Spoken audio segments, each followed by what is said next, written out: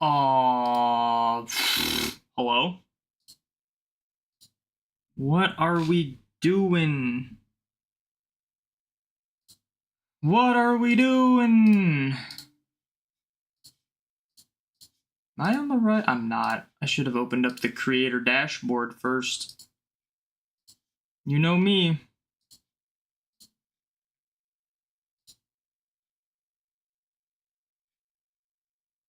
Yo, what's up, Justin? Welcome in.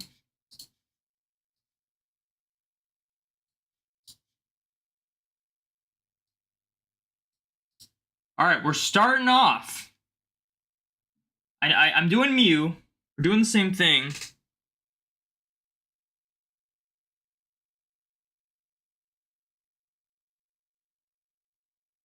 We're doing the same thing, but I'm starting out. We're gonna open some packs because I wanted to buy some packs because that's just me. So what I got is I might need to zoom out here. I definitely need to zoom out. We got 3 Paldea Evolved. You might be thinking that's a pretty random set, but there's a reason. And then I got 3 of Twilight Masquerade. It's actually funny. I haven't bought too much of like the newer sets. I think this is the first time I'm opening Twilight Masquerade. I don't think I opened any of Paradox Rift or Temporal Forces. Maybe a couple packs. I don't remember. I like forgot that those were 2 different sets. So like what I think I opened like a pack from one of those 2 sets, and then I just haven't opened the other one. So like the Paldean sets are kind of flying by for me, but luckily I'm not like going hard for anything because I like to collect Dragonites, and for Paldean Fates I wanted the Mews. But yeah, we're not going like hard for anything. So these sets have been kind of flying by. It's a nice set. The rates are slightly brutal. So here's the thing. What's up, Jaden? Thank you for the shiny luck. The thing is, I'm not really going for hits per se. I'm going for Pokemon I need for my like living dex binder that I have. And Paldea Evolved has the Paldean Tauroses. Out of Kanto, I'm only missing regional variants, and this set has all 3 Tauroses, and they're uncommons, and I shockingly haven't pulled any of them yet, but I figured if I don't pull them here, I might just like find them online or at a store or something. But yeah. You collect Dragonair cards, but also the whole line. I thought about buying that the art rare from 151. I keep any Dratini or Dragonair I pull, but I really just go for the Dragonites. I have a pretty extensive set of Dragonites. What's up, Taylor? Welcome in. Thank you for the shiny luck. Shinies for the Spontaneous Fates as well. Oh yeah, the shiny, yeah, but it's like harder to pull the shiny ones. I was thinking about that. First of all, I like with Paldean Fates, you can't just get like packs out of them. You have to buy like boxes or whatever. So I've already bought like every box there is, and I don't really want to keep buying more because then I'm just gonna have a bunch of like random boxes that I don't care about. So I figure it. Plus, they're it's like they're all technically secret rares, and there's so many of those baby shinies. And I figured just be more likely to pull them as the uncommons. Plus, I have the chance at the reverses, too. Give the Dragonair AR in a 10 and the Master Ball Japanese in a 10. Master Ball Dragonair? I have the Master Ball Dragonite in a 10, which is pretty cool. Alright, let's see. Yeah, we're doing a few pack openings before shiny hunting. So I'm looking for stuff that I just need for like my living dex binder. I've been trying to collect a full living dex binder. I think I have most of these commons and uncommons though. So we're looking for the I might need Crocolore. I'm not sure about that. I don't need Grafaiai. Reversal Energy. Hey, I'll take Art Rare Frigibax. That's pretty cool. I think I have the Arctibax of this.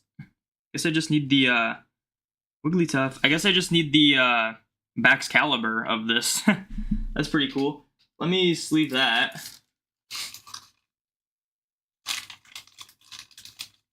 You have a fact about max Pokemon at once in Scarlet Violet. Only 15 can spawn unless one is shiny. Yeah, I feel like a lot of people knew that. That was discovered like kind of a little bit ago.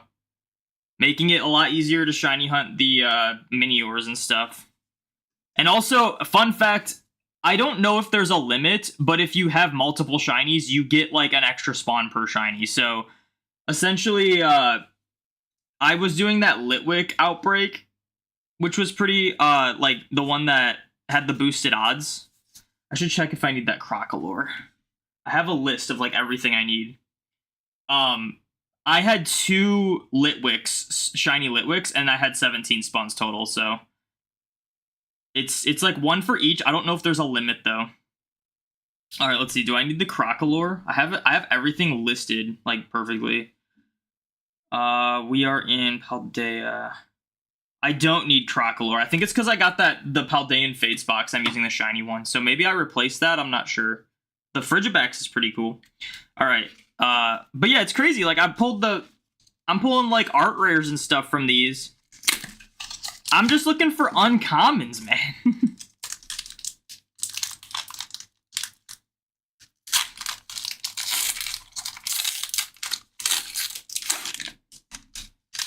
All right, I'm gonna guess this is gonna be a fighting energy. Here's the code. I don't know what I'm doing with stuff. Fighting energy. Was not close. Definitely know I don't need Tropius. Vigoroth. I'm not sure about that one. Oranguru. I'm going to be not sure about a lot of these. Reverse Oranguru. Reverse Combee. I need to separate the reverses. Palmot. So a dud pack. I got 1 pack left. Where is it at? It's right here. I'm like really disorganized right now, but it's okay. Need shiny Dragonite. Dude, I was kind of like, as much as I was okay not needing to pull 15 different cards from Paldean Fates, I can't help but be super disappointed that it's the 3rd Fates set we've gotten, and there still isn't a shiny Dragonite card, but there's like shiny Frigibax. Like, I just think that's so weird. Leaf energy in this one. Boom! Alright, that's a good sign.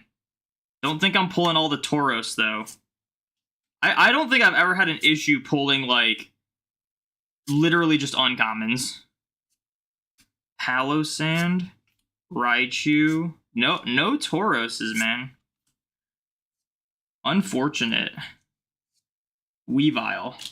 Alright, so those packs were... Only one of them was decent.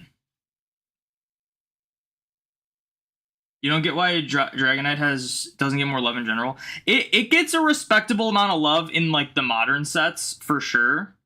Like it's typically like every 3rd set has some sort of Dragonite card in it. But what's funny?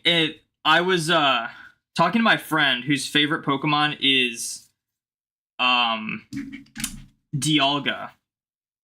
And what blew my mind is that there's more Dialga cards than there are Dragonite cards. And Dialga's a Gen 4 Pokemon. It's so crazy. But alright, we got this Twilight Masquerade blister. I'm very disappointed with these Pokemon they have in these blister packs.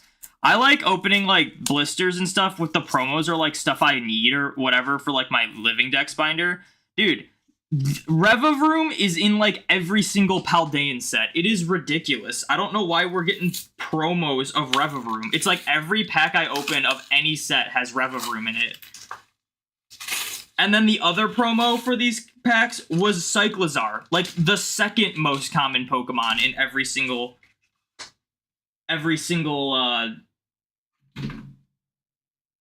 Paldean set. It's ridiculous. It's like, give us some more unique Pokemon. If there was like a Poltergeist promo in these, that would have been awesome. But no, Revavroom and Cyclizar for the 500th time already. I wouldn't be surprised if Revavroom has more cards than Dragonite. Yeah, there's a shiny Dialga card, but that was because they were doing like a shiny like legendary set, and it was a Gen 4 era, so that makes sense. Part of the reason there's more Dialga cards than Dragonite, though, is because of the origin form. That's, like, the main reason.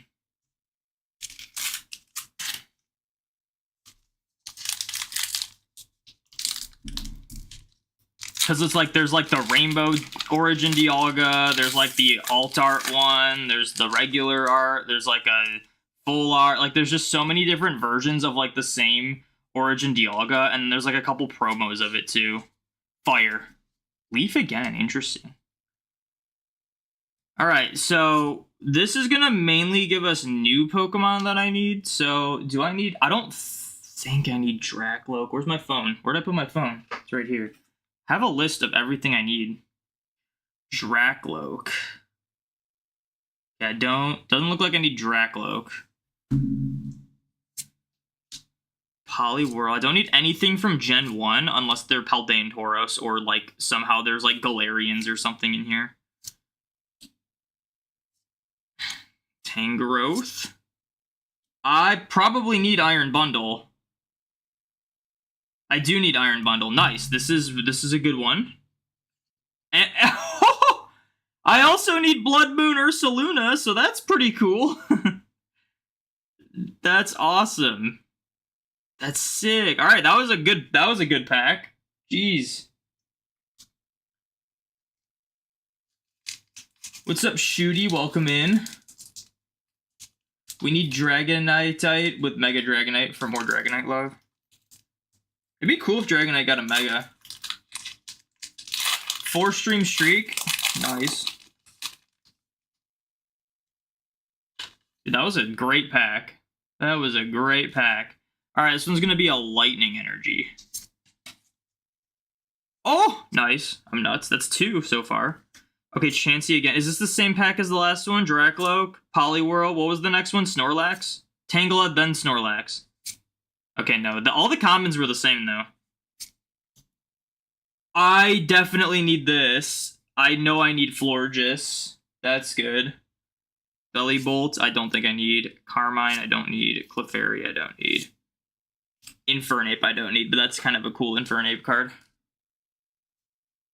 I know I need Florges. I've needed Florges forever. I've had like the Gen 6 and 7 era Flabebe and Floettes, but no, never gotten a Florges for some reason. Where am I putting the reverses? I am so disorganized right now. We'll go through them later. Trying to complete Twilight Masquerade or something last time. You're here, you were doing Legends Arceus. I'm not trying to complete Twilight Masquerade. I'm just trying to go for Pokemon I need for a living dex in a binder.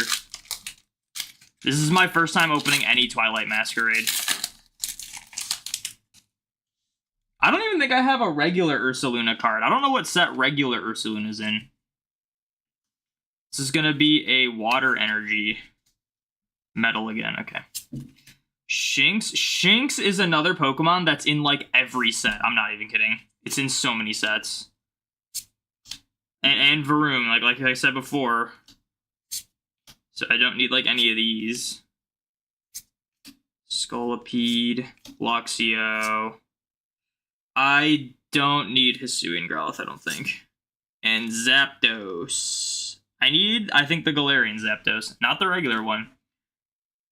Well, we got one good pack. What was this? Was everything we needed. And, wasn't there something else? Was there something else I needed from the first set? I don't think so.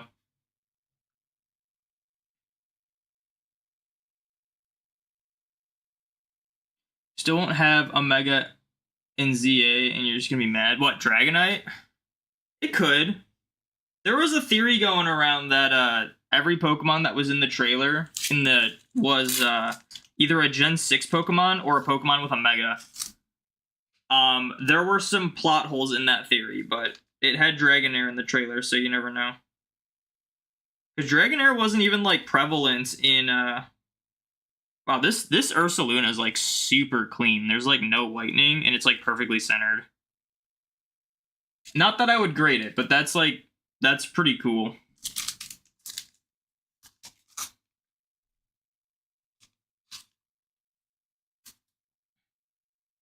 And then I got the reverse Iron Bundle. The reverses, low-key, the reverses of the past and the future Pokemon reverses are pretty cool. I like how they're different. Alright, let's sleeve these up. Let me just go through my list and make sure there isn't anything else that I got that I needed. I'm including forms to an extent, but a lot of Pokemon that have multiple forms don't have like cards of their other forms. For example, Vivian, it's only the Meadow pattern. I think there's like one like promo or something that's the Sandstorm pattern, but it's like there's just no way they're ever gonna print all of the patterns of Vivian if they've only done 2 patterns, and one of them they've done once and the other one they've done every other time. So let's see. I still can't believe I haven't pulled any of those Paldean Tauros. I'll also have to see if I can find them from like someone who has like bulk, or go to like a card shop or something. Let's see. I was looking at Vigoroth. I don't need Vigoroth. And then I didn't get any of these.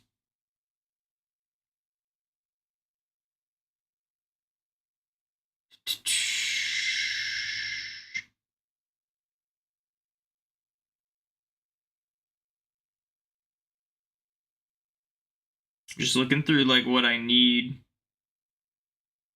I don't think I got anything from Gen 5. I got Florges. I'll cross that off later when I put it in the binder. You just last receipt.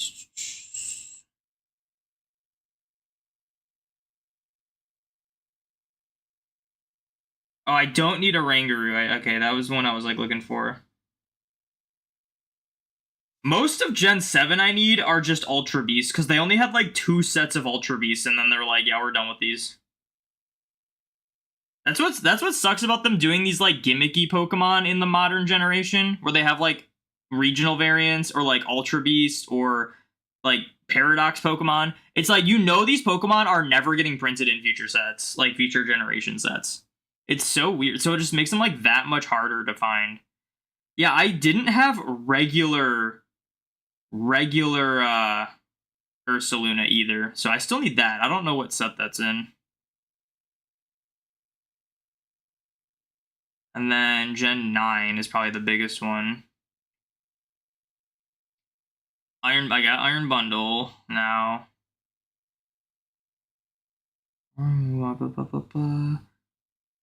See, I don't know. I know you can get all of the Ogerpons in this new set. Yeah, I think that's it. I think it's just the 3. I think I just got Ursaluna, Iron Bundle, and Florges, which isn't bad. I was hoping for more, but I also did pull this this pretty cool Frigibax too, so that's a plus.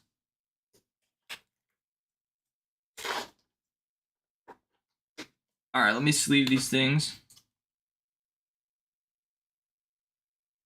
If you don't have Tortuga, it might take you a while, as it's in 3 sets. Same with Chingling. Yeah, the babies are tough. The babies are really tough. They've been printing some of them though recently. I think Mime Jr. was in a recent set, so I have Mime Jr.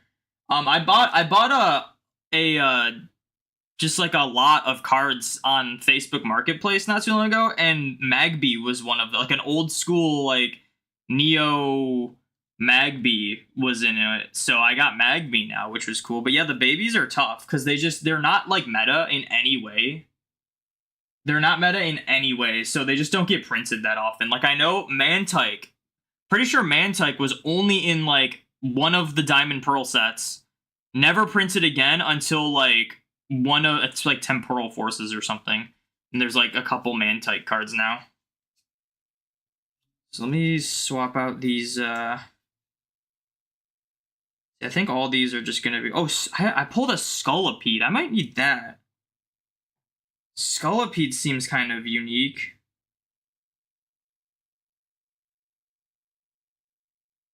I do need Scolipede. Sweet, I pulled a Scolipede, and I need that. Why is it I need Girder, but not the other 2? It's so weird. That's the thing about completing a living dex of cards, is that you find that you end up needing, like, the quote-unquote common Pokemon. Like, there's so many times where I will, I'll go through my binder and be like, wow, I have all these fully evolved Pokemon, but not like their unevolved forms. Ursaluna's in Astral Radiance and Silver Tempest. Is it in Silver Tempest? I've opened a ton of Silver Tempest. Is it just like really rare?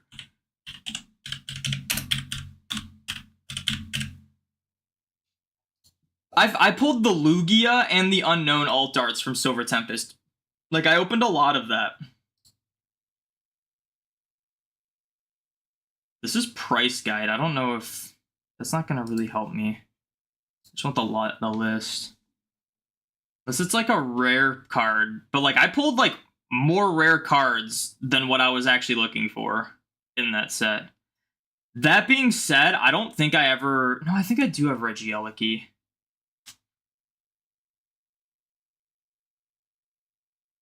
What type is it? Is it fighting or normal?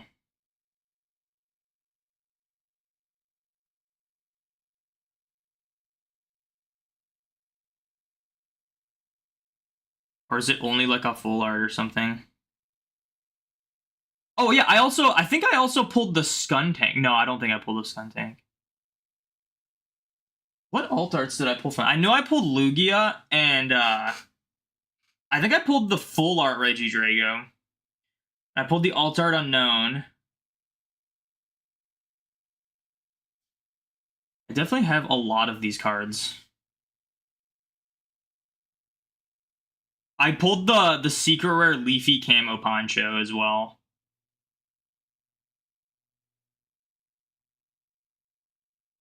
Where's Ursaluna in this set? It must be a fighting type then, if it's not. Oh, it is Ursaluna V. It's just got a regular V card. It doesn't have full art? Am I blind?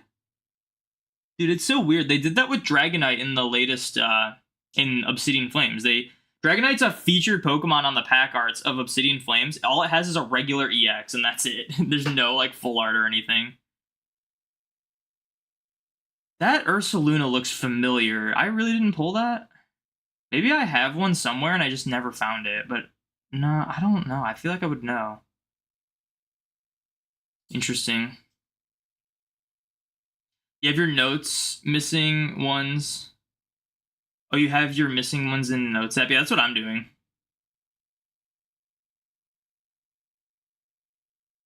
Magpiece, your only Gen 2 left. What I need, so I'm going for forms, and I know they've printed like every single unknown, which I probably will never get to. But I need all of the unknown letters because the only unknown I have is the alt art one, which is like a combination of letters.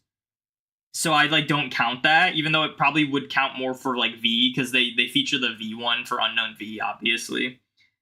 But I need Bayleaf, regular Typhlosion. I have the Hisuian Typhlosion, Furret, all the unknowns, Tyrogue, Smoochum, Elekid, and Miltank. That's what I need for Gen 2. So it's not a ton. Gen 1, I literally just need like Alolans, Galarians, and Paldeans. Alolan Raichu, Alolan Diglett, Alolan Meowth, Alolan Persian, Alolan Ponyta, Galarian Ponyta, Galarian Rapidash, Alolan Grimer, Alolan Muk, Alolan Marowak, Paldean, Tauros, all the breeds, Galarian Zapdos, and Galarian Moltres. But yeah, let me go through these cards and like organize them and stuff, and then we'll switch over to an. Guys, there's a solid chance I totally lost track of time. There is a solid chance there was an distortion that I just missed, but I'm not seeing a distortion right now, so maybe I either completely missed one or one didn't show up. But it's been pretty long, so. Is a Living Dex even possible? I don't think the Therian forms of the Genies / Enamorus are in cards. If they so the way I do it is if there are alternate forms printed, I will go for them. If not, then no. Like I just mentioned the Vivians. They only have like the Sandstorm Vivian, and then every other Vivian card is the Meadow, so I don't think they intend to print all the Vivian forms. So like I don't include Vivians. I can just search like all Landorus cards.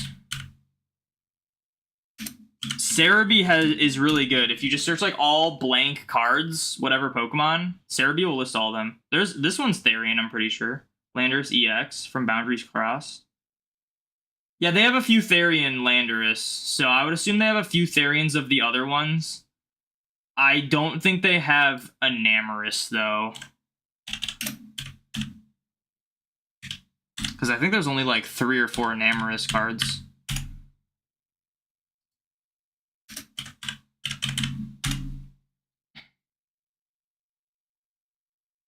Okay, why is Cerebi not showing up now? There we go. No, that's not...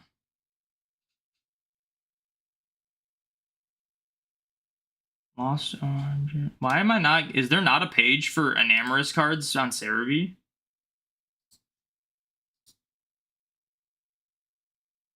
There's the database of, like, the Crown Zenith one. Oh, other Enamorous cards, okay. I don't know why that wasn't showing up. Okay, yeah, there's so far there's no Fairy and Enamorous cards. But I'm sure they'll make one at some point. But I think the other genies all have Therian forms.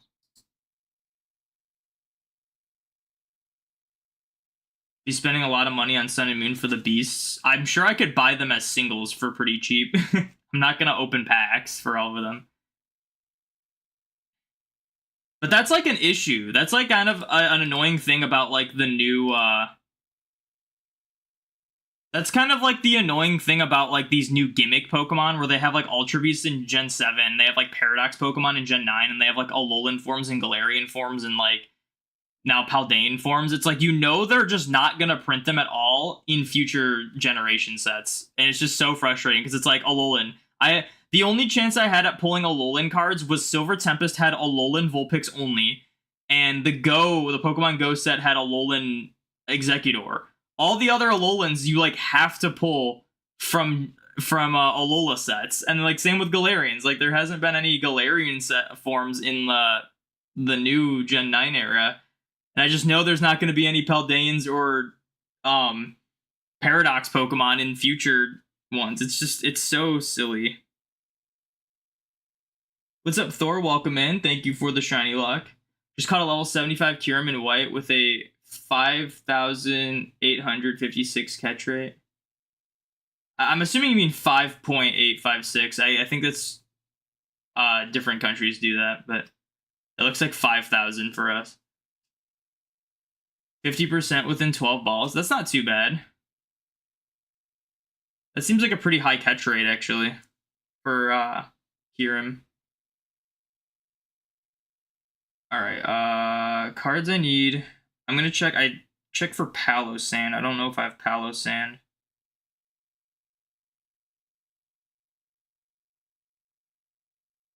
I do have Palossand. Okay, so no Palossand. I know I don't need like any of these. I checked Vigoroth. I don't need that. Hoppip, I don't need. Refai. I might need the Crocolore if I want to like replace it. What was I'm pretty sure I have Grafaiai as well. I think I had Grafaiai before Shroodle, actually. Okay, so none of these are ones I need. Check this pile. I definitely shouldn't need Bellibolt. Draclo, Chansey. Oh, this is a reverse. I'll put the reverses separate.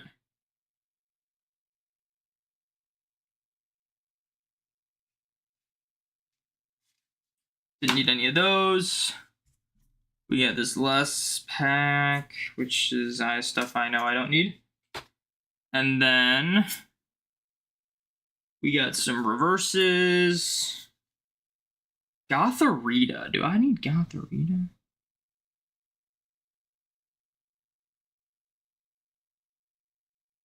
No.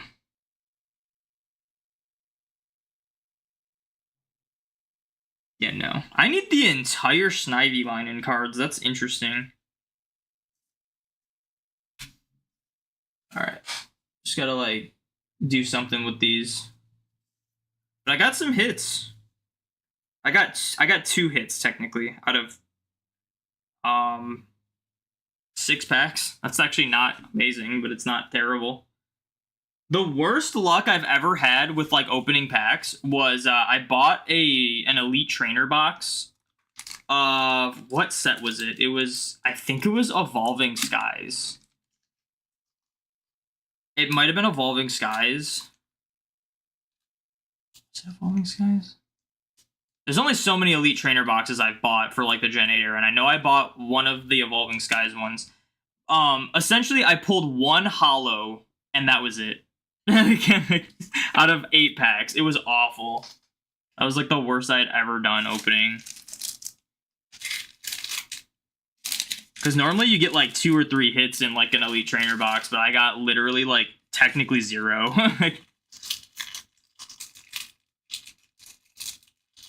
Yeah, first ball was funny. The craziest for me was the Rayquaza. I caught the Rayquaza in 2 balls and it had like a 1.6% catch rate. Alright, I'm gonna get rid of all this garbage. And then we're gonna... Actually, I should set this up now in case a distortion shows up so we can see. Switch to this, and then...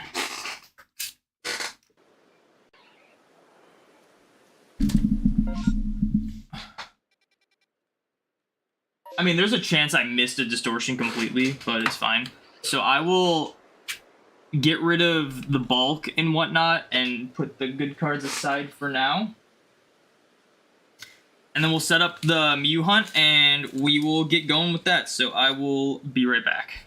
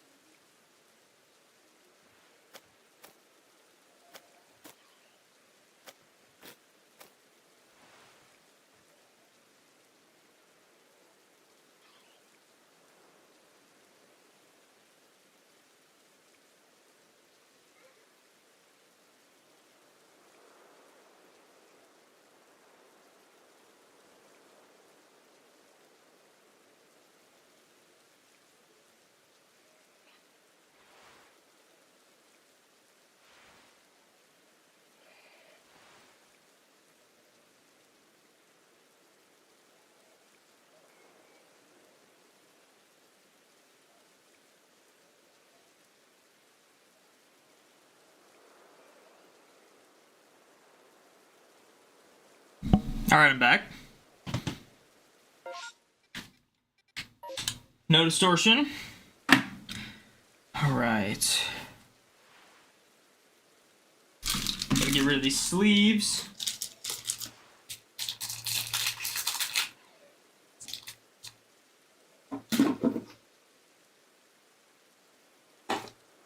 Gotta get rid of these holographics too.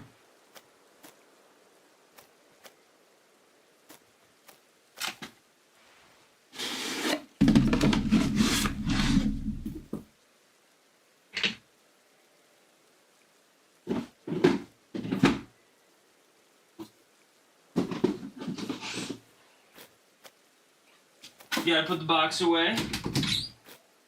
Sleeve box.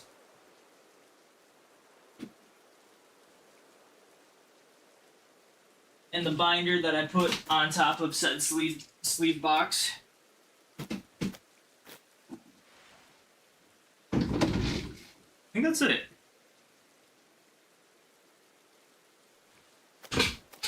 What's up, Mike Breaks and Oreo? Welcome in. All right.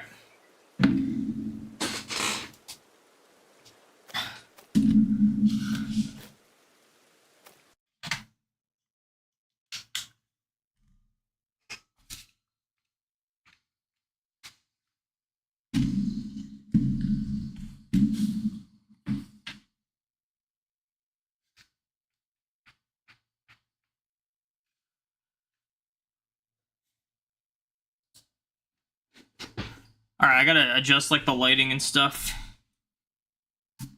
and the angle, and like literally everything.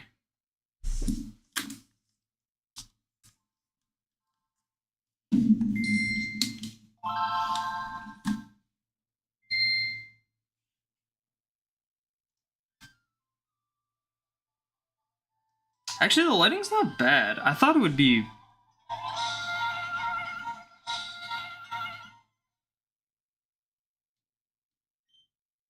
I thought it would be worse than it is.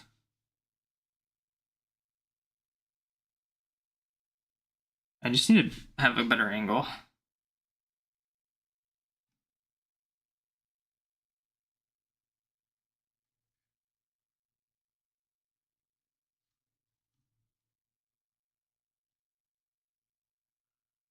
Why does this look like it's at an angle?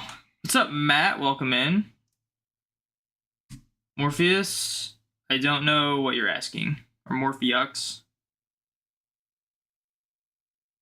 You guys gotta understand, I'm really bad with acronyms. I don't know what WSG means.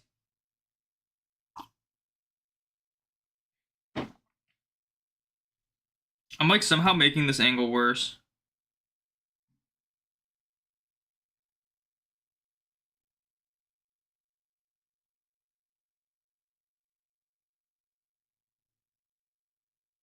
Alright, now let's just fix the focus.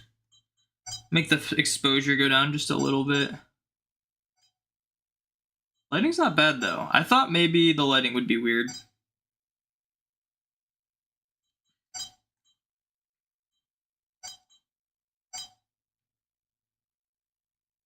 I didn't even realize that I had manual focus on. I usually do autofocus for that. Let me see if I can.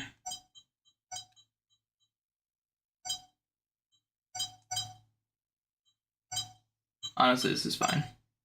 This is fine. It's okay.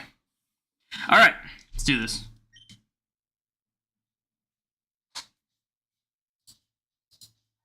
Get my counter up. 15,400 on Mew.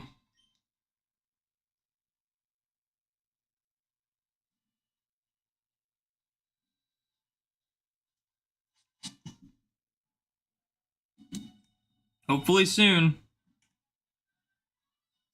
How did I mess this up? I swear the right game has like input delay. It definitely doesn't, but it feels like it does because it's just the way I hit it.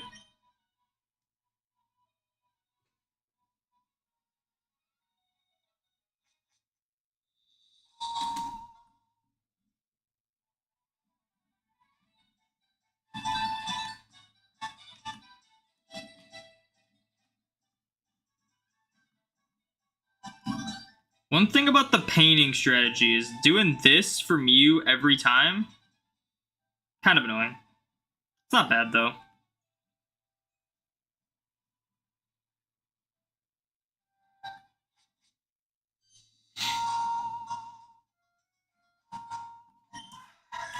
Alright, we're back.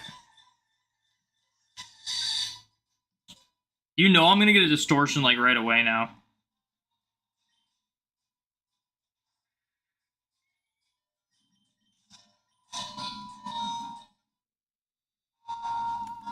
Getting this at a sub 16k would be so nice. Getting this just before Monday would be awesome. Yeah, back to the grind. I'm not sure what you meant by WSG. I don't know what that means. So you were like asking WSG.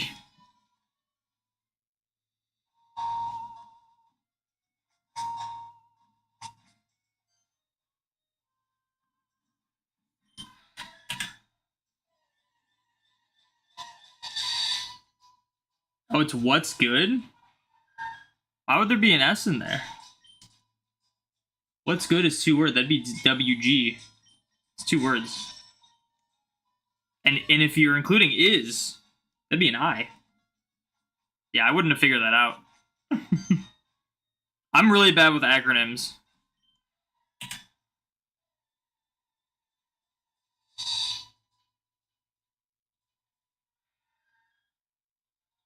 At least, like, text acronyms.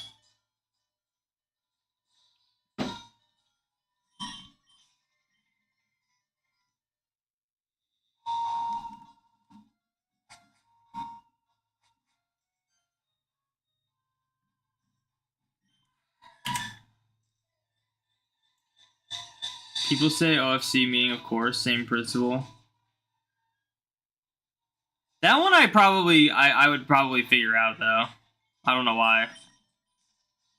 Maybe because it has the word of. Yeah, I mean, like, modern texting shortenings are, like, so weird now.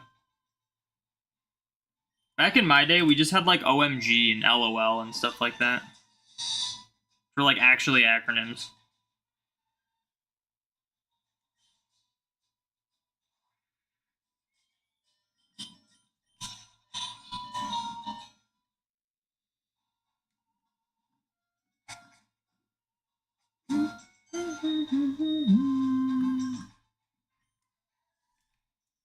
Aha, I got in the grass.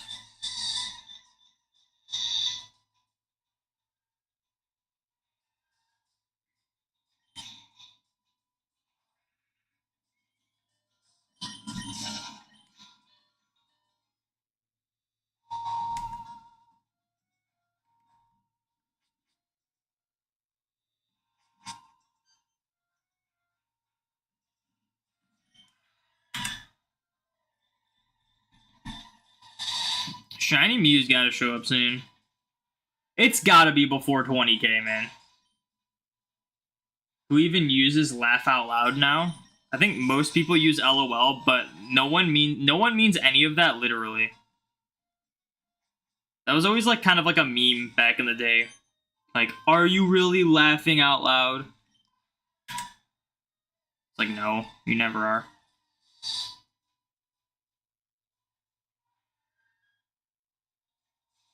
Okay, I might have to adjust the colors on this. Do they look...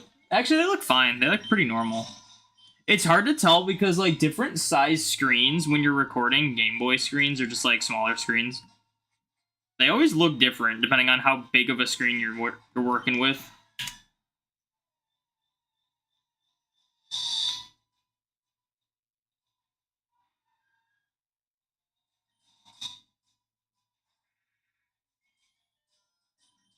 Taylor, thank you for the shiny luck.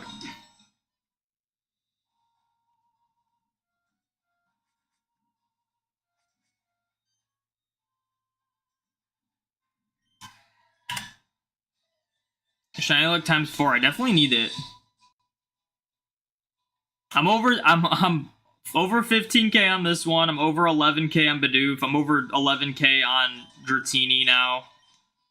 We need something to show up soon, and I really hope it's Mew, because Dratini I'm confident I'll get before Monday.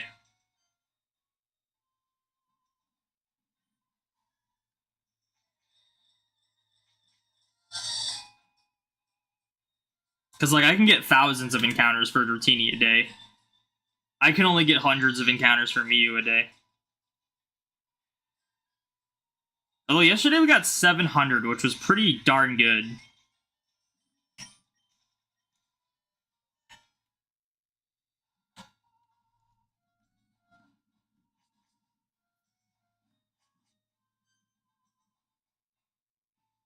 The luck is certainly a thing. Yeah, I mean, my luck's been bad. This is like the 6th or 7th time I've gone over 30k, either on a single hunt or amongst multiple hunts at once. And like, I mean, there's so many people that I just would never go that far for any shiny hunt. Needless to say, I'm a little over it.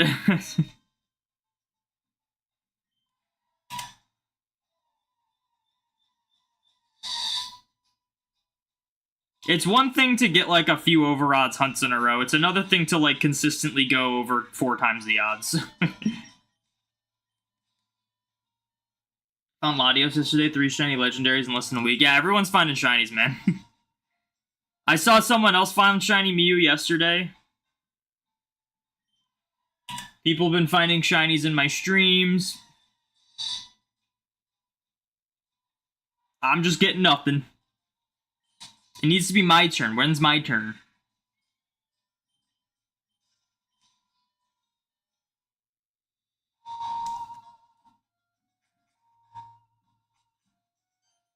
What's up, Wolf and Roses? Welcome in. Thank you for the shiny luck.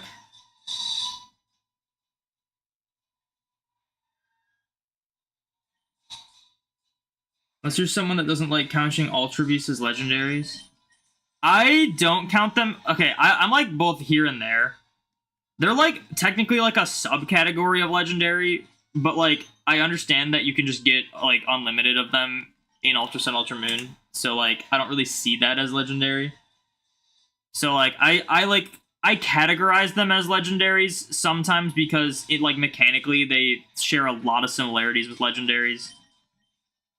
But I myself don't really like pair them with other legendaries. You know? Same with like mythicals. Mythicals are a little different though. I see, for me it's like mythicals, it's like all mythicals are legendaries, but not all legendaries are mythicals. But then there's like some instances where sometimes the mythical is like more common than legendaries. Like lore-wise and gameplay-wise, like Fiona. So it is weird. It's a very confusing thing.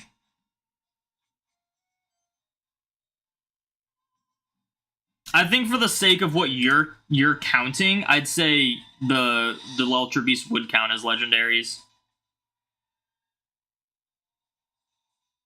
You've done no packing and you move on Saturday. If I'm being honest, I have a lot of stuff, but it wouldn't take me that long to pack everything. It's funny, like, we'll go on a camping trip, and my parents will be like, hey, you gotta pack stuff for a camping trip. And I'll be like, I'll just do it the day before we leave. And, like, it'll take me, like, 5 minutes. I'll be like, I just get some clothes, get some stuff I need, put it all in this one spot.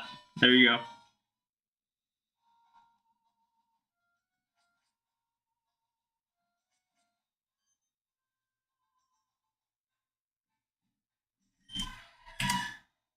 Just hope we'll get all type combinations one day. There's only a few missing. I think there's only like 10 or so that are like unused. And sadly, Bug Dragon is one of them, despite there being 4 Pokemon technically 5, that like should have been Bug Dragon. And those Pokemon are Yanma, Yanmega, Vibrava, Flygon, and Slitherwing. Why the heck is Slitherwing a fighting type? It looks nothing like a fighting type. It looks like a dragon, though. Why is it not a dragon type? A Fire Fairy would be cool. I feel like they could easily do that with some sort of, like, Firefly type Pokemon. Have it be like a firefly, but instead of like a bug, it's a fairy. It's like a person. It's like a little person with wings. You gotten Zapdos in a regular Pokeball at full health 1 try? That's crazy. Shiny Golduck, what do you throw at it? Wait, what game is this in? Are you doing Safari? Or are you asking, like, what ball to catch it in? It's probably not actually too bad, just looks like a lot, yeah. Like, for me, I'd be like, alright, yeah, let me just, like, grab my stuff. And like, honestly, like, if you're moving, you don't have to move, unless you're, like, in an apartment, going to either a different apartment or a house or something. A lot of times, you don't have to, like, move everything all at once. You're in Scarlet? Oh, so you're asking, like, what ball to throw at it? Dive Ball's pretty cool. I mean, a Great Ball looks pretty good on Golduck, too.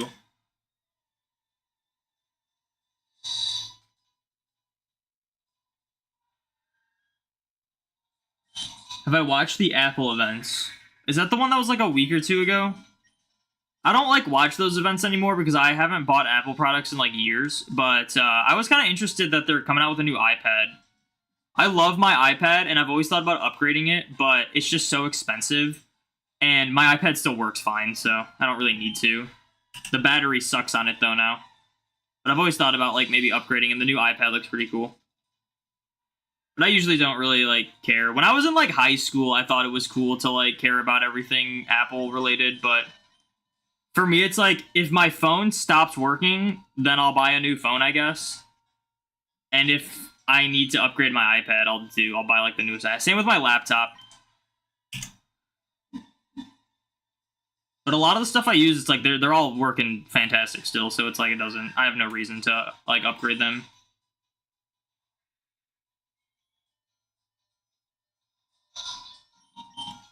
You've seen people say Paradox Pokemon are considered legendary. I think it's far more absurd than Ultra Beasts. I understand when people say, like, Walking Wake, Iron Leaves, Raging Bolt, Gouging Fire, Iron Crown, and Iron Boulder. I understand when people say they think they're, like, legendaries and stuff, because they're treated as legendaries in the games, but those are technically also not legendaries. They're just paradoxes. The only ones that are, like, actually considered legendaries, like, lore-wise, are Koraidon and Miraidon.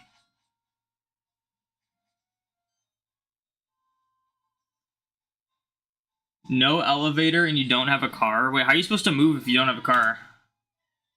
How do you get anywhere if you don't have a car?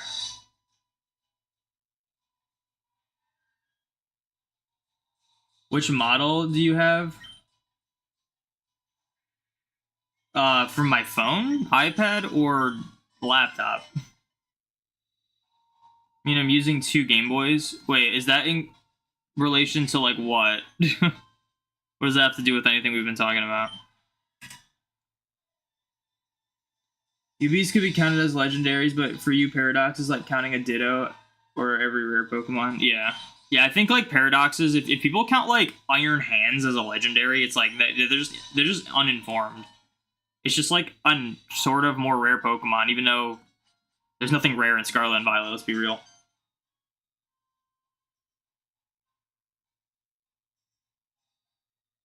Oh, you're gonna try the Great Ball and you only have 1? That's funny.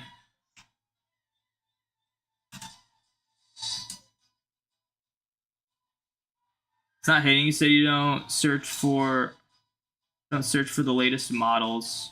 Oh. No, I'm talking, like, I understand what you mean, but I'm talking, like, there's people that, like, upgrade their phones every year and stuff. That's just not worth it to me at all.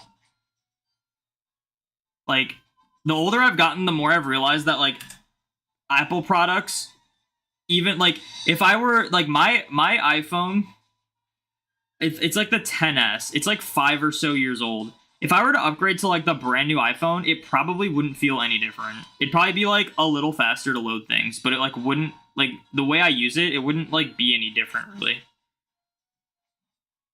So it's not, like, worth it, like, spending all that money just to upgrade something, like, every time you can.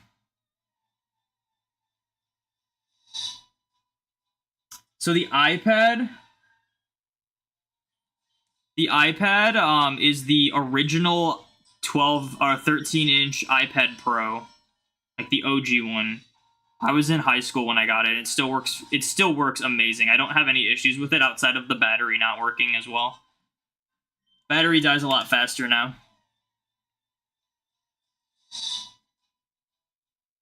Are you already mentally prepared for shiny Mew? I don't know what you were implying by that, but my mental state for shiny Mew is that it doesn't feel like it's ever gonna happen. So I guess no. Yeah, you can get the battery placed, but it's still probably over $100. Apple's like really expensive, so it's not like I can just charge it. That's crazy how I've been streaming for an hour and have not gotten a distortion yet.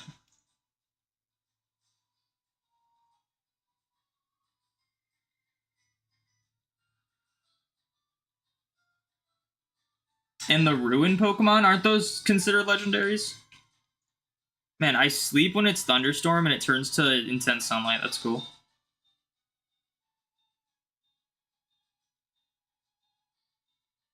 You're viewing your live on the same iPad model? Yeah, I do like everything on my iPad. I watch like YouTube and Twitch and stuff on my iPad. Like, it still works so good. It's so old, but it still works good. The only thing that sucks is the battery now. But it only is like a minor convenience sometimes. Like, it's never like a big enough issue. Like, it's one of those things, if I'm gonna put money into making my iPad better, I'd rather just buy a new one. Because of how old it is. There comes a time where it's like, if I'm gonna drop like $100 on like the same iPad I've had for years, at that point I'd rather just buy like the newer one. Even though it's gonna be a lot more expensive. When I used to have the iPhone 7, it was the iPhone 7 Plus, and it like one day the screen just went black. And I know I still have the phone. I know it still works. The screen just doesn't work. And I went to Apple to get it replaced, and they were gonna replace it for like $100, and I was like, okay, that's fine. And then they come back and they're like, so there's actually water damage, and I'm like, how? I dropped it on a dry surface when it broke. They're like, we can't replace it, the screen, so you have to get a new iPhone. And we have the same model for $700. I'm like, I'm not spending $700 on the 5-year-old iPhone 7 Plus, or however old it was. I think it was like 3 or 4 years old. I'm like, that's such a ripoff.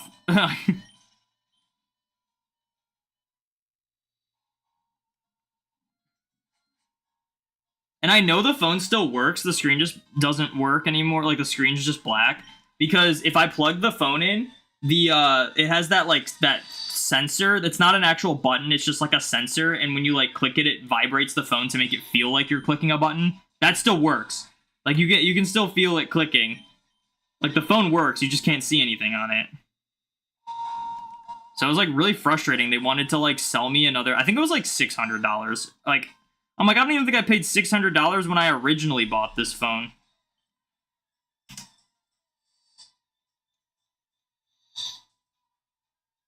Rarity stopped in Ultra Sun, Ultra Moon. In Sword and Shield Sky, that's just false. Rarity stopped in Scarlet and Violet. And arguably Legends Arceus.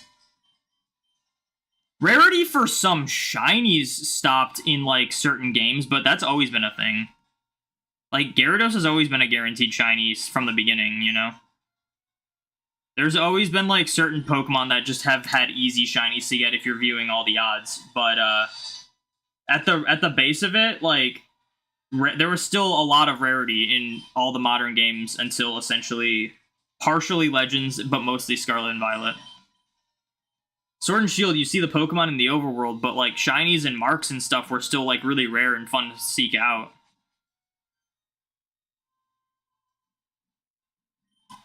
In fact, Sword and Shield was, a lot of people criticized it for not having a great way to hunt for shinies because they were more rare.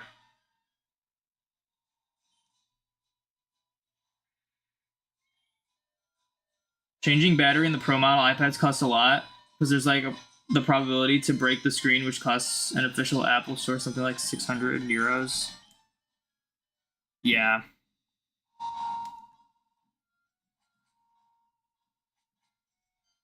There was one year I had there was like a recall on my laptop, and I had to like send it in. I don't think it cost me anything though. But it would suck because it was my laptop that I used for so much, like video editing and whatnot, and I had to like wait like a week or two for it to come back.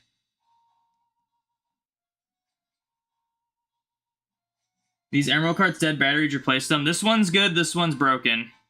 But it doesn't, like, battery life doesn't matter in Emerald unless you're trying to, like, grow berries and stuff, so.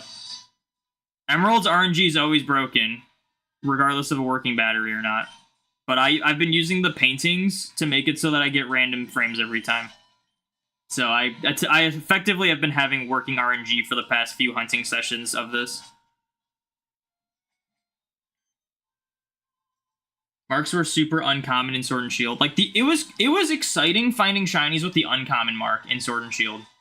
Nowadays, you find a shiny, and even if it has like not an uncommon mark, it's still like not exciting. Like you get like an uncommon mark and you're like yawn. Like to me, that's an issue. The shiny disappeared. But how the shiny... You said you threw a regular Pokeball and crit caught it. How'd the shiny disappear? If you reset and the shiny disappeared, just reset again and it'll come back.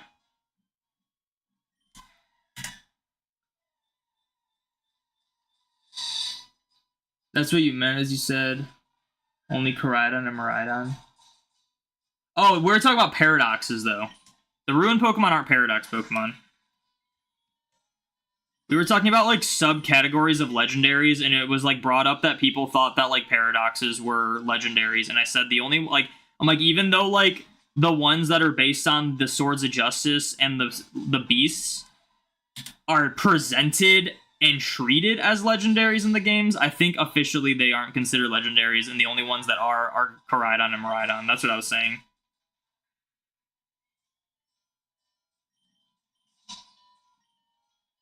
It was shiny in almost every game since Black and White. I've never found a shiny in the Gen 5 era. I got a shiny in Gen 1, 2... Lots of shinies in Gen 3, shinies in Gen 4. I've hunted in Gen 6 a few times, Gen 7, Gen 8, Gen 9. The only generation I haven't hunted for a shiny was Gen 5.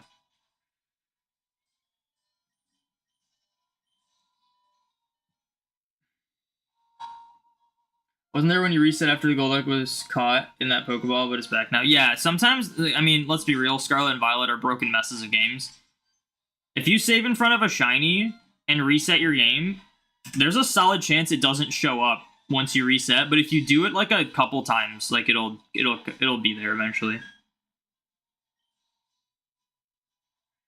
Where are you from? I'm from the United States.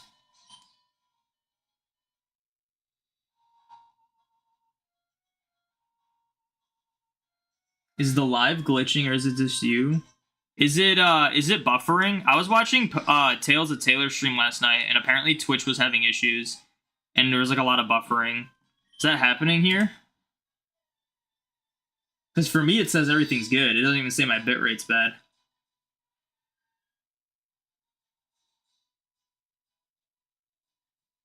Oh wait, but you're in YouTube, so YouTube wouldn't be an issue. I'm buffering. Is it just you? Okay, it's not for boy from so it might be your guys' internet if you're, because yeah, I'm like I read that from YouTube and was like, oh yeah, Twitch is having issues, but the person who asked was from YouTube, so I'm guessing Von Blood just has some weird connection issue right now, and maybe Matt as well.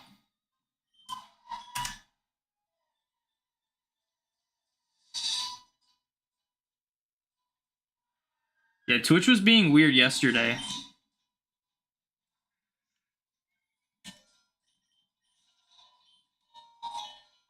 I had no idea your Galarian Moltres had the Peckish mark for a long time. My Galarian Zapdos had the rare mark. Not the one I caught from my Pokeball only challenge. The original one I caught had the rare mark. But yeah, marks went from, like, people were still happy about getting them even on non-shinies to, like, people aren't satisfied with them on shinies unless they're, like, really specific ones. And to me, that's, like, a huge issue.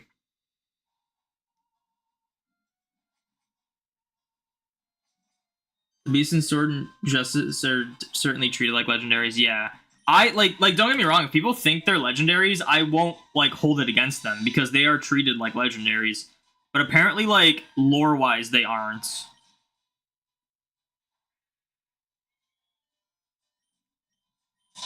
You bought a Spanish Emerald because it costs less. I know the USA version costs something like $500. That's just completely false. If the Spanish copy of Emerald costs less, it's like a little bit less than an English copy. English copies don't go for $500. If you're spending $500 on an English Emerald, you're getting scammed.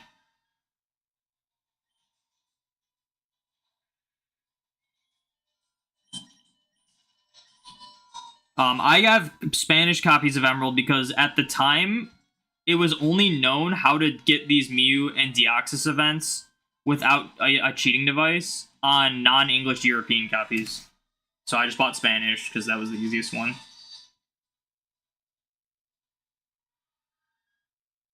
Buy your Emerald plus Red plus Sapphire plus Leaf Green for 100 euros. That seems really good.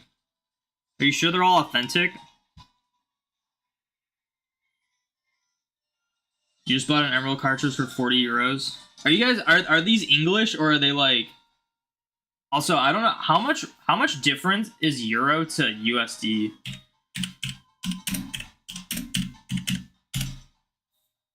Oh, euros are more. Wow, so you guys are. Oh no, no, USD's more. So I mean, like, if you guys are buying Japanese copies, that makes sense. That's like roughly how much they go for nowadays. Tying the original, you got a deal. Yeah, you guys are getting deals then.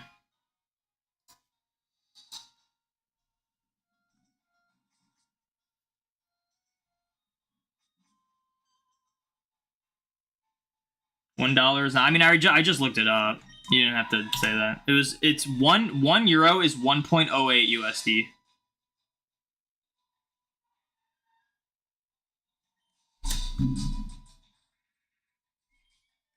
Oh, by the way, I just got this email. Guys, I pre-ordered the Pokemon Center Dragonite Squishmallow, like literally like a couple hours after it got available. And it's finally shipping. And I'm pretty excited about that. At first I was kind of worried it wasn't going to come because originally they said it was going to. And then I looked on the site and it said out of stock and I was like, am I just not getting mine?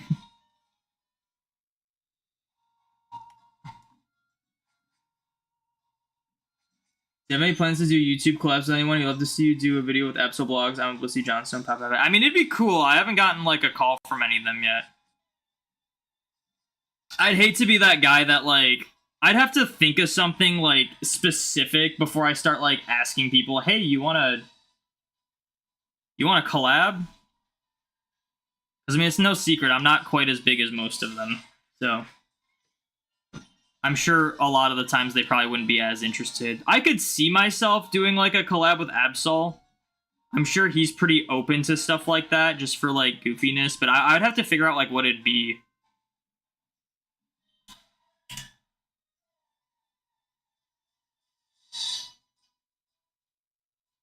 How much Pokemon cartridges cost in the UA? I haven't looked it up in a while.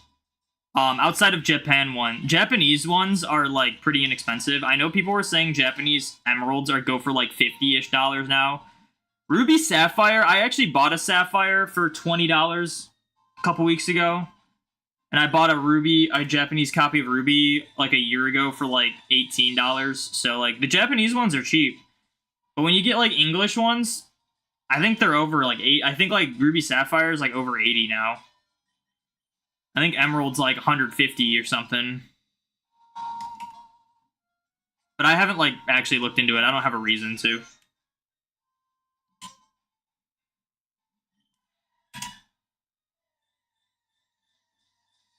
Probably only spent like 1,000 for all the mainline games. I couldn't tell you how much I spent on all of them. I'd have to do a lot of math. But a lot of my copies I got for really cheap. My most expensive copy I bought was White 2 recently. Every other copy that I bought that is like really expensive now, I bought before they went up in price, so I got pretty lucky with them. You can play the Japanese versions on US Game Boys. I'm playing Spanish on US Game Boys right now. Game Boys aren't region locked. DSs aren't region locked. Apparently, the region locking starts at the DSi. So DSi and onward region locked until you get to the Switch, obviously. So yeah, and then I think the Wii is region locked.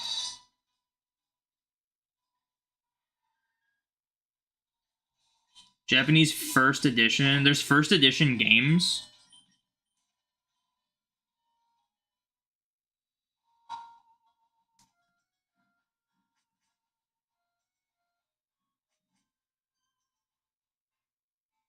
Seeing you and Johnstone do like a speedrun, catch them all in 1v1 like a Kanto game would be sick. I don't even know if Johnstone is aware I exist. There's a solid chance Johnstone has no idea who I am. I like raided him once, and I don't think he even noticed I raided him.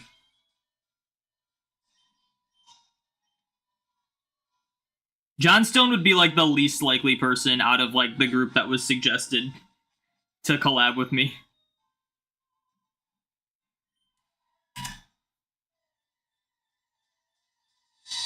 Another reason to never buy a DSi. I kind of want a DSi. I used to have a DSi XL, and I kind of want to get one again because like they make the DS games look so good.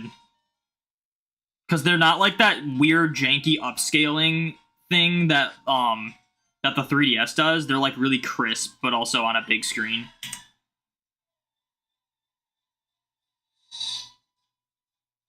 I kind of regret selling my DSi XL. I loved it. I wonder how much they go for now. They're probably really expensive. I think I sold mine for not much more than I paid for it.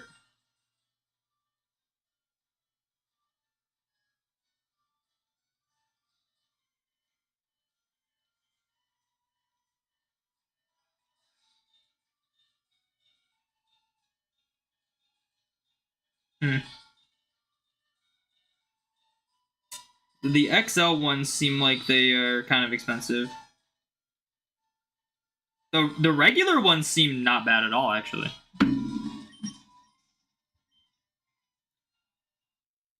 You paid €40 for Black 2 without box. I paid 38 USD for my Black 2 with the box. Or 35. It has the price tag on it. I got it from like GameStop. Like this was like I bought a lot of my copies before they went up in price. I bought my like Fire Reds and Leaf Greens for like $30. I got super lucky with Platinum, Heart Gold, and Soul Silver. I bought all three of those for like 10 to 15 bucks each, assuming they were fake, and they ended up being authentic.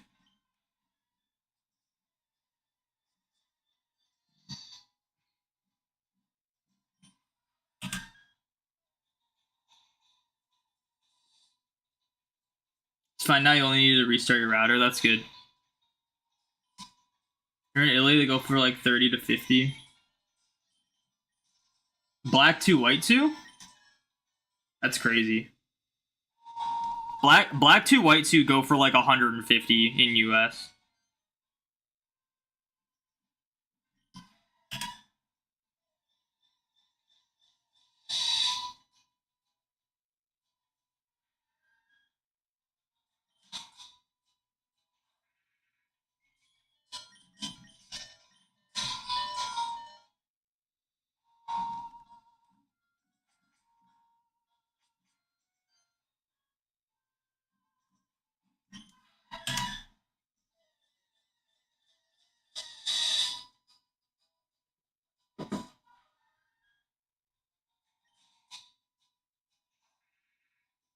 Oh, that you're saying a DSi XL, okay.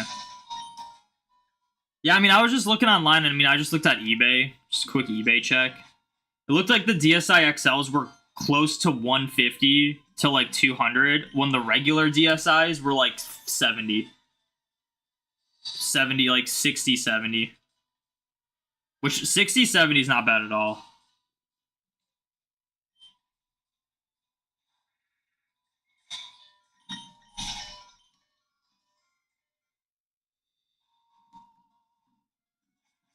$60 for a console is a pretty good deal.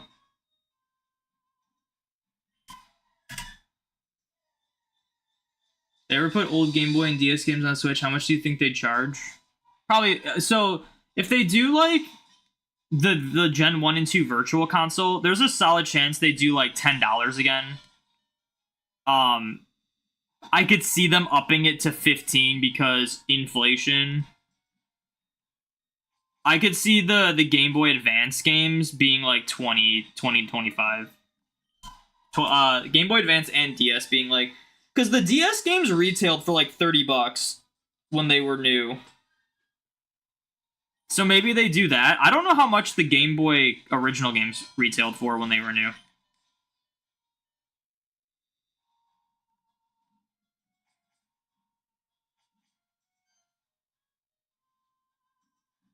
But I'd have a feeling if they did Game Boy Advance and DS games, they would without a doubt be more than what the Game Boy original and Game Boy Color ones were.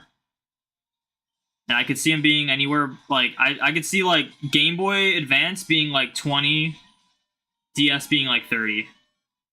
I could totally see that being a thing.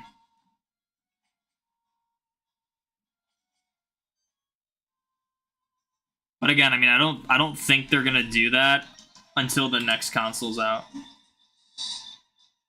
Also, apparently the Nintendo Direct's supposed to be June 18th, which is, like, next Tuesday. Apparently, Among Us leaked the date.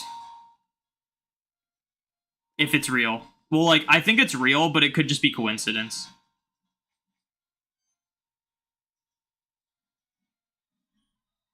Why did I not, like, go up? I just turned. That's really weird.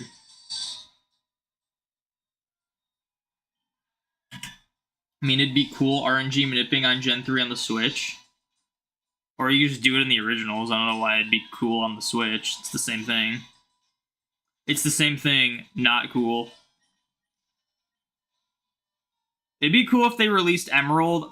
What would be, like, the dream scenario, which I don't think they would do at all, would be if they released Emerald on, like, the Switch or whatever the next console is. And, they fixed the RNG for it. Which they definitely won't. That'd be so funny if they fixed the RNG for Emerald.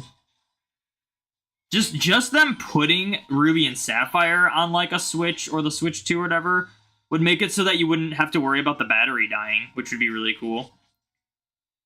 And then if they did Emerald, it'd be nice if they released the Mew and Deoxys events, and maybe, like, the Lugia and Ho-Oh events or whatever.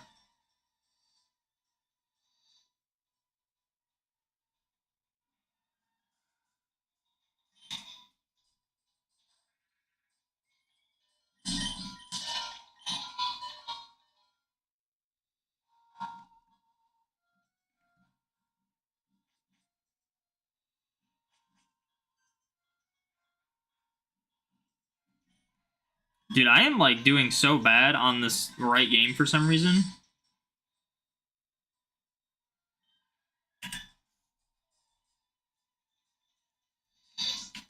It is wild I haven't gotten a Distortion yet.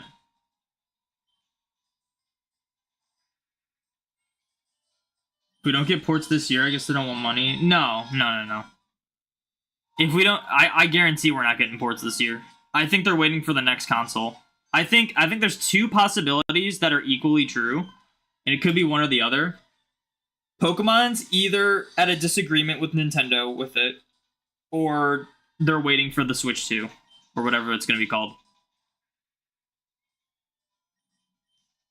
I think the likely scenario is that they're at a disagreement with Nintendo. I think Nintendo wants to put them on NSO, and Pokemon wants them to be Virtual Console. Pokemon doesn't want people to have temporary save files. They want them to be like a permanent thing. And I don't think Nintendo wants to do that. Because it would go against like what the precedent Nintendo set with the NSO. Like they're charging people extra to be able to access Game Boy Advance games and like N64 games and stuff. So for them to just sell Game Boy Advance games outside of that subscription is kind of against what Nintendo wants. So I totally get that. But Pokemon definitely does not want people to like pay for these like NSO games, and then in a few years have them just not be available. We'll be in the same like limbo as we were like now with like bank and stuff. Like it just puts them in weird situations. They're probably trying to avoid that.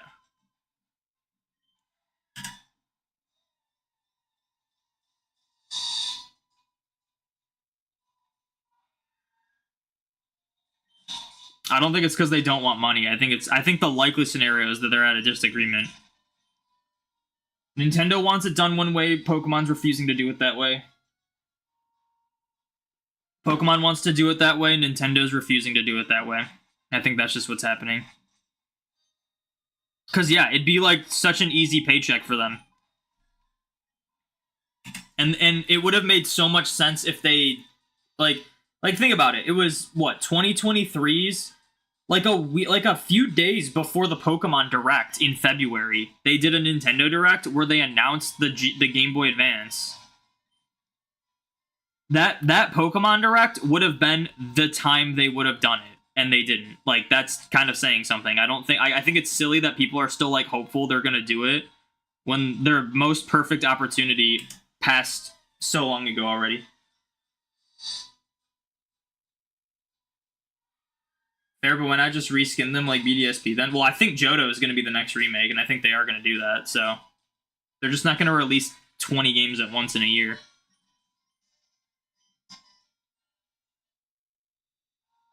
Taylor, thank you for the shiny luck.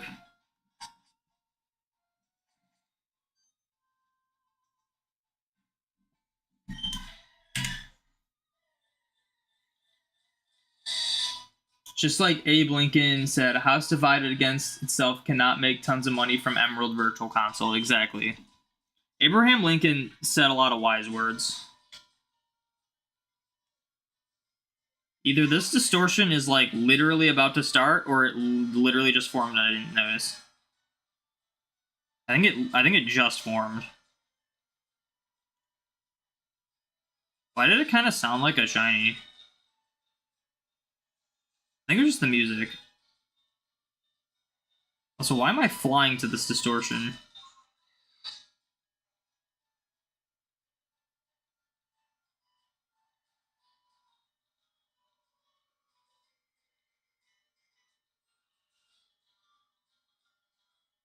I could have just went to the camp that's near it, and then that would have been faster.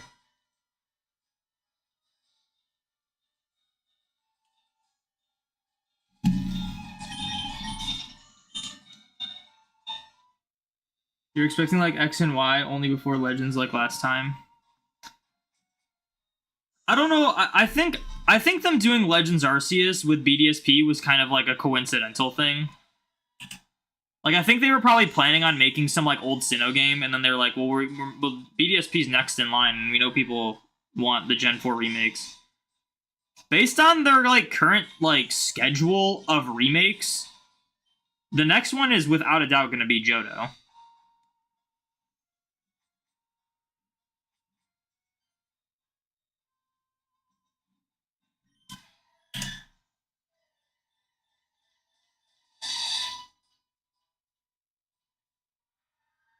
No way. I would appreciate if you didn't speak a different language in the chat,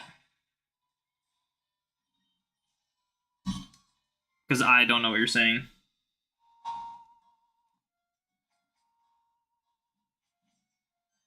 I don't know if that's a chat rule. I should make it a chat rule because people could like say slurs in a different language, and then that would be an issue.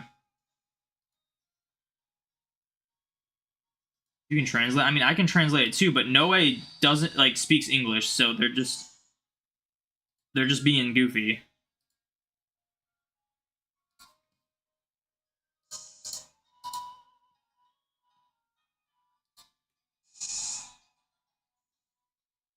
It's the game's text. Oh, that you're just reading what I said. I was wondering what you meant by inky. I was like, what the heck is that?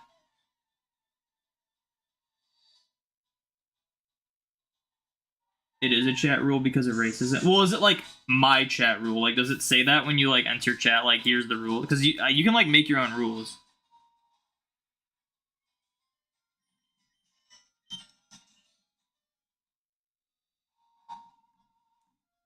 I don't think you guys realize how little I read the text in Pokemon games. There's no reason to for 95% of it. Highly possible you prefer Gen 2 anyways. Well, I don't think X and Y remakes are even on the table anytime soon. People are convinced it's going to be black and white, even though that it's not. It's just going to be Gen 2.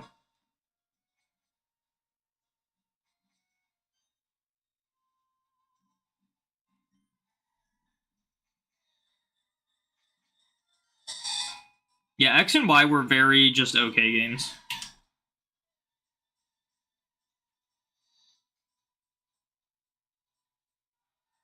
Alright, I'm going to do a Distortion.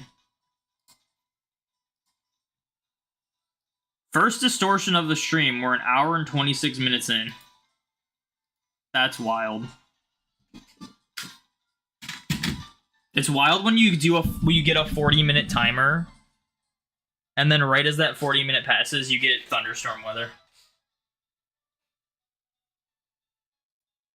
That is not...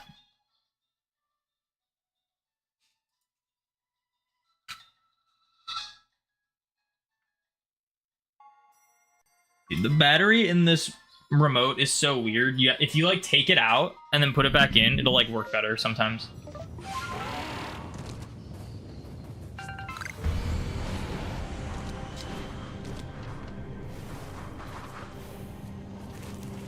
There's a non-alpha Sneasel.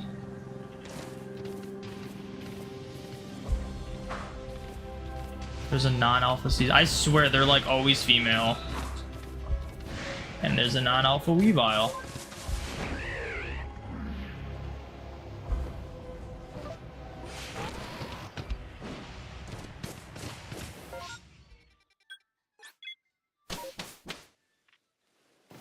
It's definitely the better option to do what I'm doing.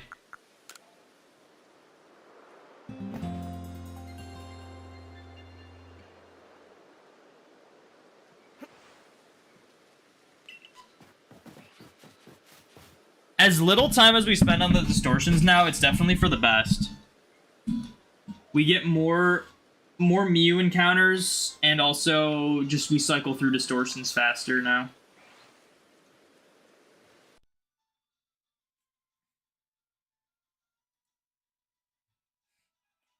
No, I thank you for the shiny luck.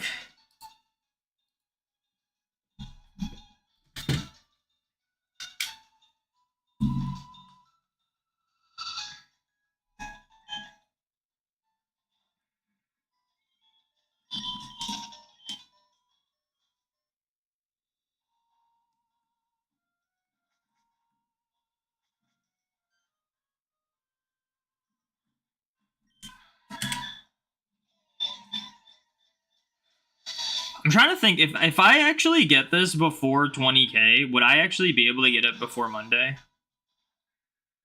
I guess it depends on how much we do today. We did 700 yesterday. We definitely won't be able to do that much today, because not only did I get on later, but I also started up opening packs.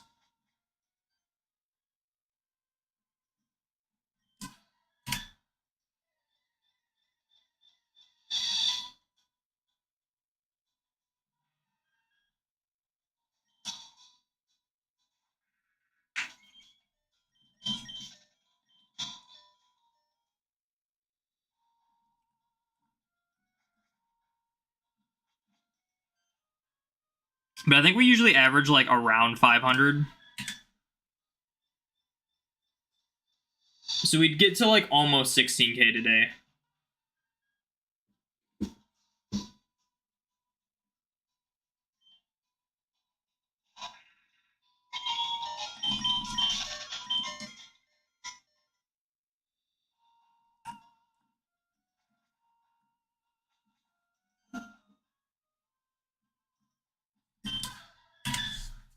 What's today, Wednesday? Thursday, Friday. Be like another 1,000. If I stream on the weekend, maybe we could get to like 18,000, but I don't know. Before I have to put this hunt on hold, which I'm pretty bummed about.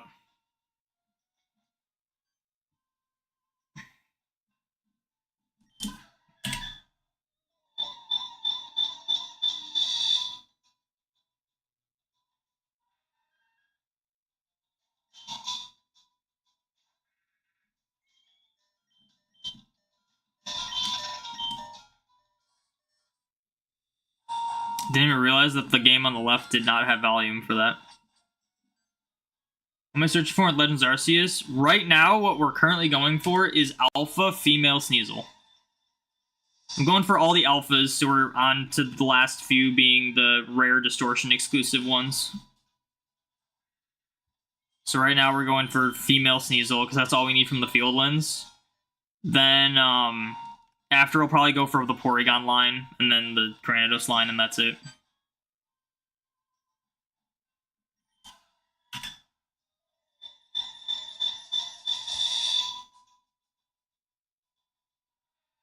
No, did I say thank you for the shiny luck? I don't remember.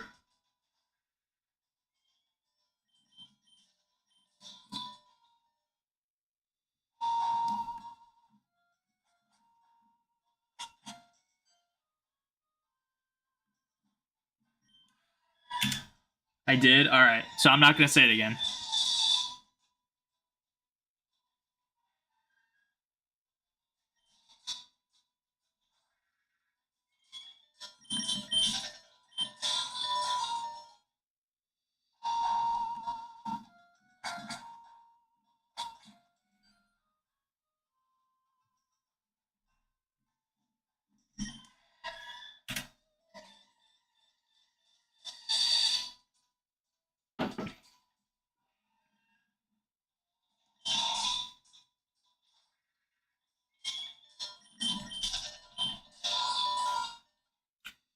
Dude, I need to like pop off for Safari Week or something, man. I need to just have a crazy string of good luck soon.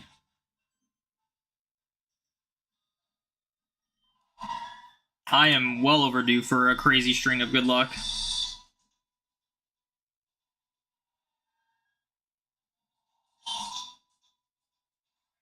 Looks like you actually got quite a bit of stuff. 4 boxes and not finished room. You got this.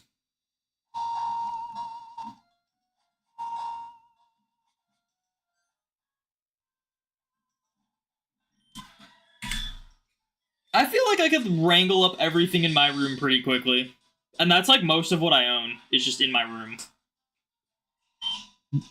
It would be difficult to move like my PC, I guess. But everything else would be pretty easy. Everything else, oh, and the llama would be pretty hard to move.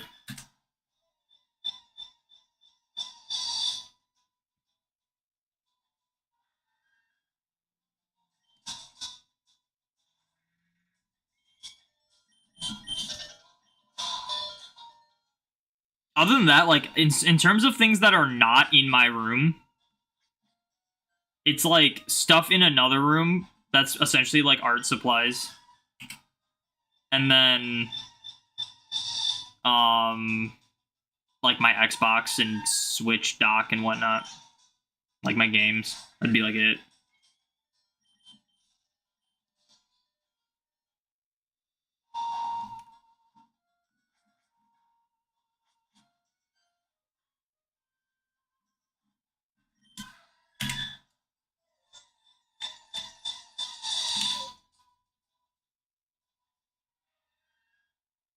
Mew, when are you gonna be blue for me? I know why. I never grabbed the Mew plush. I have a hostage now. You gotta be shiny for me, Mew. I'll just put it here again. How did I do this last time? Here, we'll do this. There we go.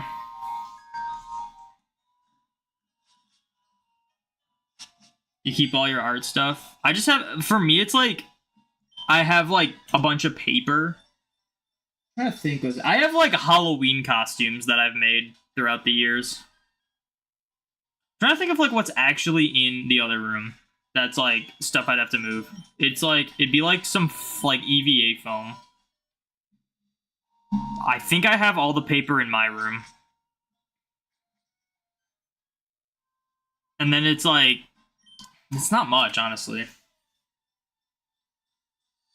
You're a hoarder, but not to the extreme. I'm not a hoarder, I'm just lazy. If I have a lot of junk, it's because I just didn't, like, I'd be like, alright, I'm gonna get rid of this, and then I just, like, don't get around to it.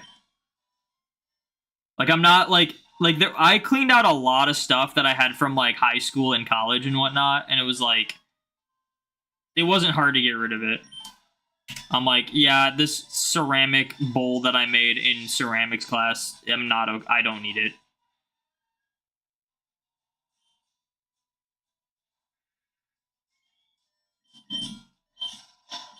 Never hunt for a shiny without securing a hostage first, yeah.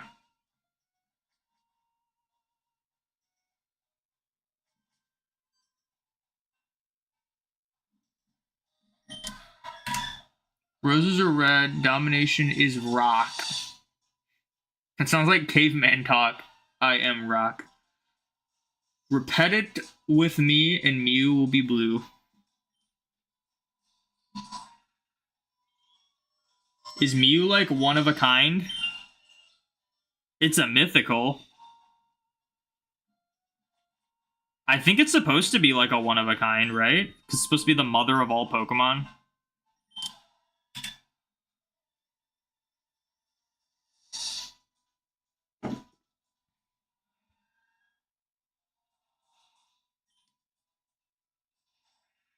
Cavemen do like rocks.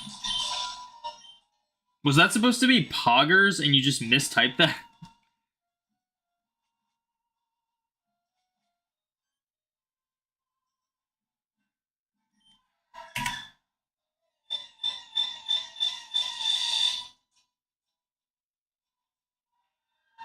Nope, this supposed to be Nodders. I don't know what that's supposed to mean.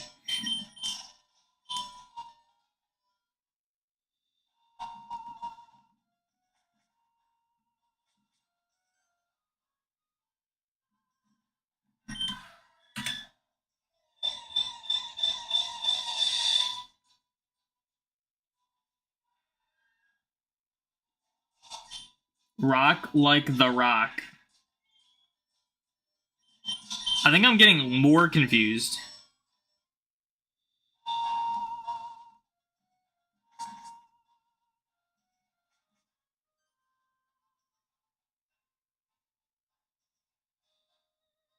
It's Peepo happy but nodding his head. Is that an actual Twitch emo? Because if you had put that in, I would have been like, I still don't know what you're talking about.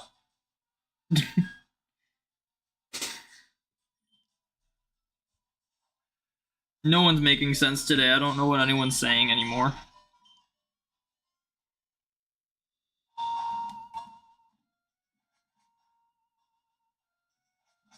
Lore-wise, there could still be several Mew. Mew is the mother of all because Arceus used it to gradually have it evolve into all current species of Pokemon. There were a ton of Mew originally before they gradually turned to other Pokemon.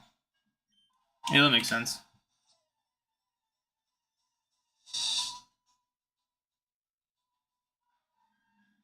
I think in general, it's like, outside of Arceus, it's like it's kind of implied that mythicals, there's usually multiple of them.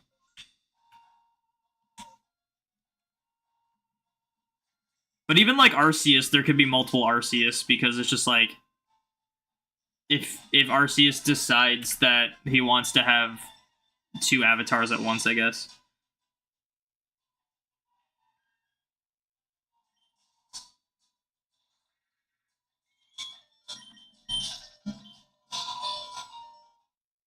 Because they like in Legends Arceus, they actually kind of like cleared up a lot of people's concerns about Arceus.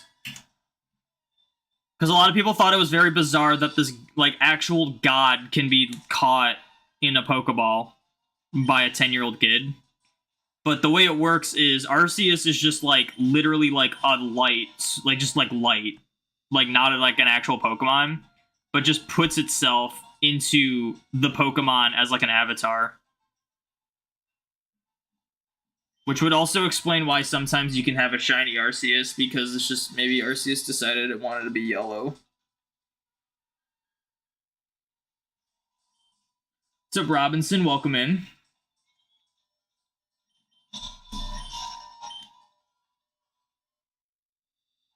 Roses are red, violets are blue. I don't sleep at night because I'm thinking of you. Change it for the occasion. For the occasion. Did you just like Google search like super basic roses are red poem?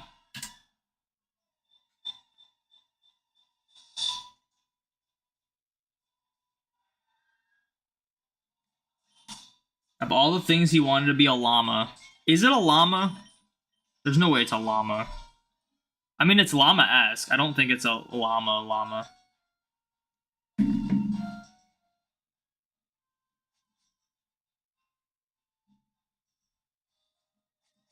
Probably supposed to be more like a horse.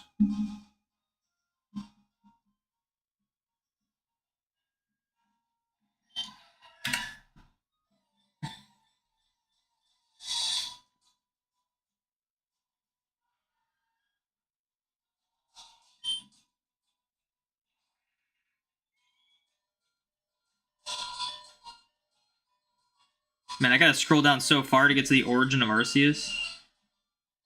Arceus appears to be particularly based on a creator deity present in many world cultures. Arceus' stance and general form are similar to Egyptian bull or calf idols, particularly Apis.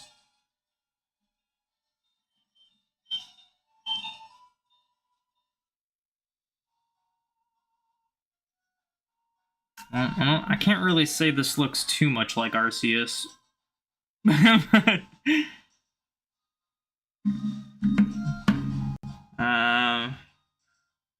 Okay, based on the attack movements in the 3D games, Arceus may be modeled after a horse or Killin?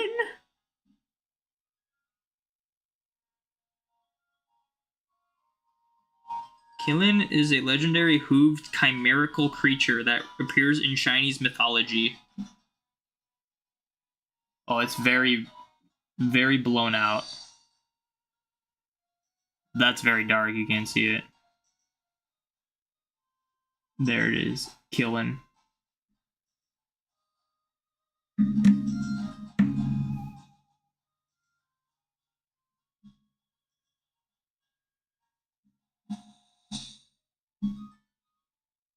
The arc on its back may be inspired by Dharmachakra or Bhavakakra. Okay.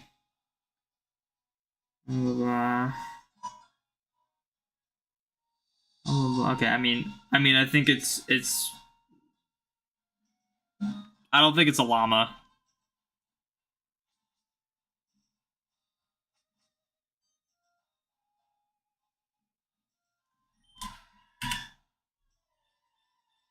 You have appeared to say "nye." Kirin, the electric unicorn, classified as an elder dragon in Monster Hunter lore. Huh. We're talking about Arceus, though.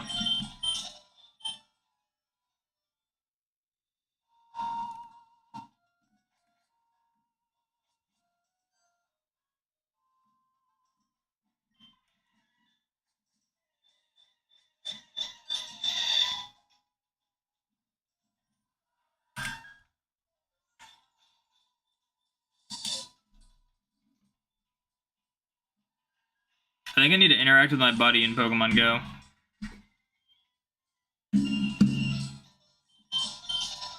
And see if there's any Slakoths. There's no Slakoths, but there's a Spritzy, and I still need that shiny. And it's not shiny. Okay. Oh yeah, I've been neglecting my Mudkip pretty hard right now.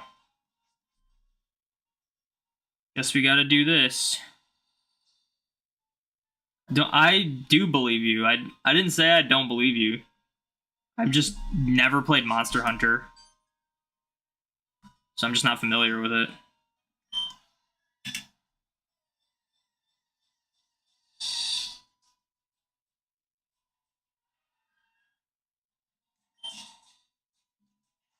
Oh, my Mewtwo is like completely not sad at all.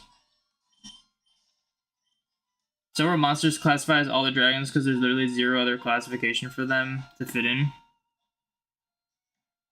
Again, I've never played Monster Hunter, so I have no idea what you're talking about.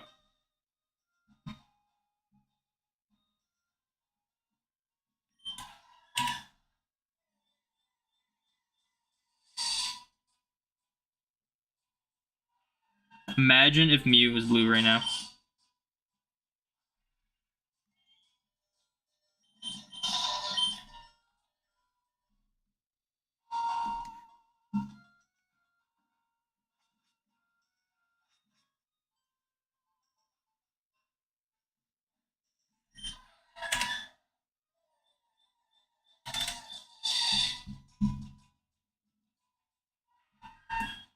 I really do feel like this thing is just never going to be shiny.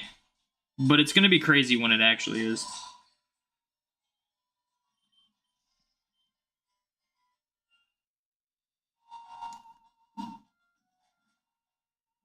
I just hope I don't go like 30k for this. In fact, I really don't hope I go 20k for it, but I feel like that's probably going to happen at this point. Sorry, Kieran made you think of it. We have funny nicknames for some of them. For example, we call one Big Angry Pickle. Interesting. That sounds kind of like a you had to be there kind of thing. You know?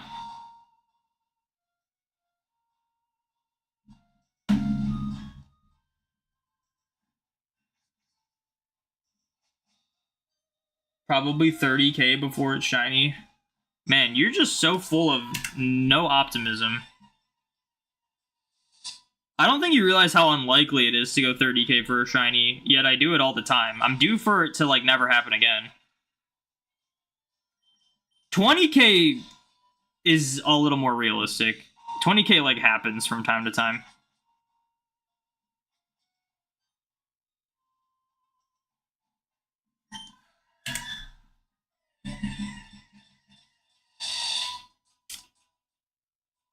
I'm not even going to begin to try to pronounce that, but that's its actual name. That really just looks like a big angry pickle. Mew gonna shine today, you know it. Everyone's been saying that every day, and it hasn't happened yet. Well, except for Mr. Omnisite. They're pretty certain it's gonna be like my longest hunt ever. What's the most you've went over and under odds? So I don't keep track of every single hunt I do because it's hard to keep track nowadays with like boosted odds and overworld stuff. But for full odds, 1 in 8192, farthest over odds I went was like nearly 7 times odds. It was 54,000 for a Shuppet. The Shuppet that I'm actually using in this hunt on this left game. Farthest under odds, I got a Hitmonlee in 78.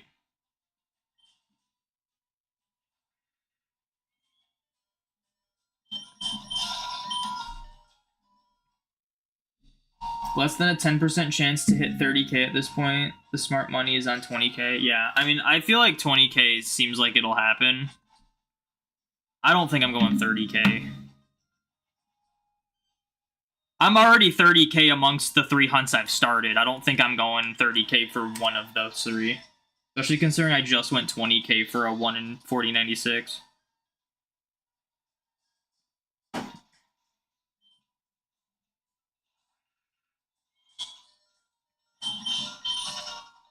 You're at 21k for a Joel starter and Gold Star. That's pretty rough. If you had said Heart Gold Soul Silver, I'd be like, oh, that's not like awful, like, because it's a pretty fast hunt. But Gold Silver, that's tough. Yeah, like 20k, like when I was new into shiny hunting, I averaged like it would take me a while to like figure out what my average is now, but I averaged like a 20k every 5-ish hunts. It was like 5 to 6 hunts I would get a 20k roughly. Nowadays, it feels like it's like every other hunt is 20k.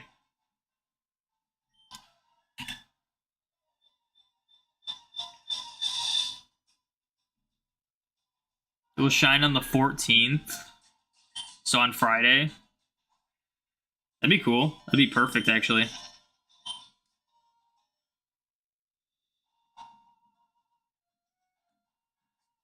But you are a Spheal. You're cute. It'll shine for Spheal puppy eyes. I don't know if you're actually a Spheal.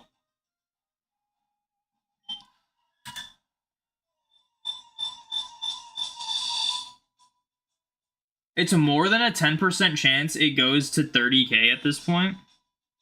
I'm only 15k in. That seems pretty likely for that. Unless you're still talking about 20k. What are the odds I get it before 20k? Just in general, like not from where I'm at, but just in general. Actually, do from where I'm at and just in general. Do both.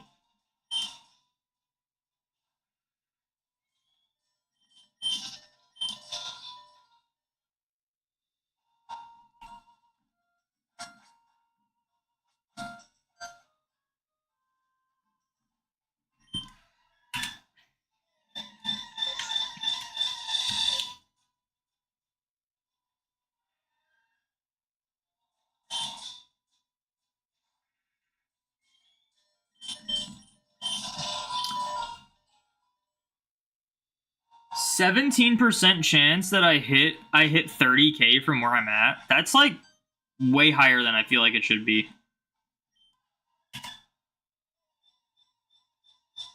10% made more sense. 17? That's like not hard to do at all. I feel like no one goes 30k. I've watched a lot of shiny hunting. I've only seen a handful of people go 30k plus for a shiny. And I think half of those people were me.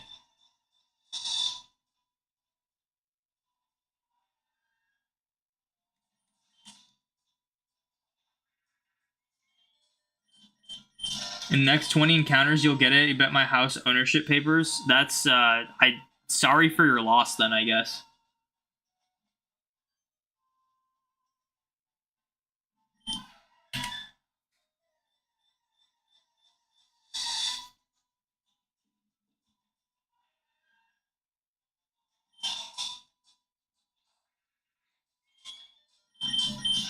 What are the odds you just go double odds for a shiny? Is it different depending on the odds?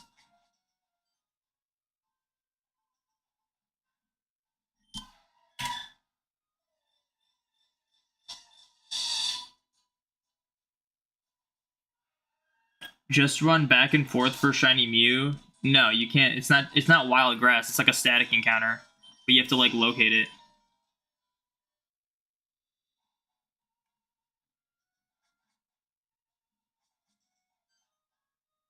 It's different depending on the odds. Alright, then what are the odds you go double odds for a 1 in 8192?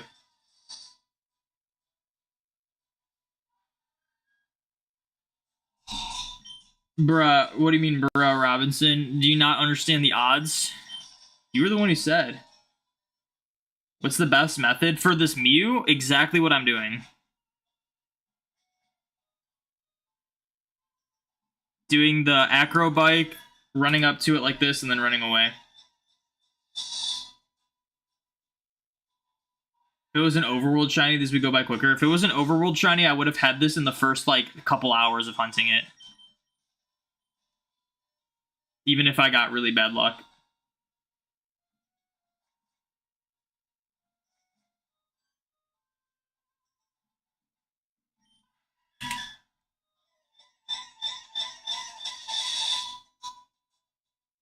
Too much math, it's getting scary.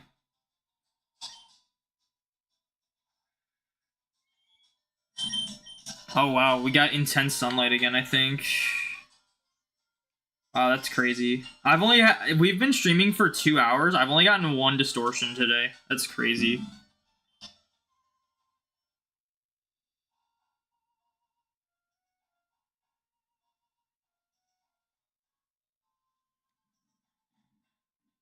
Okay, 8% chance, 8.7% to hit 20k from a 1 in 8192 doesn't sound bad at all.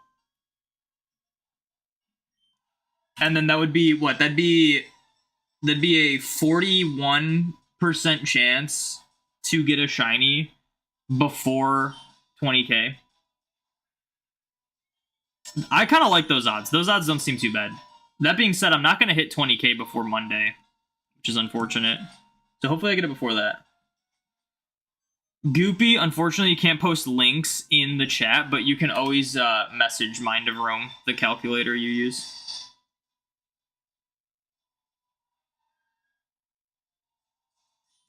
%, you like those odds too? Dude, I've been playing Pokemon Shuffle, man. I don't think I've failed a catch that was 41% in Shuffle yet.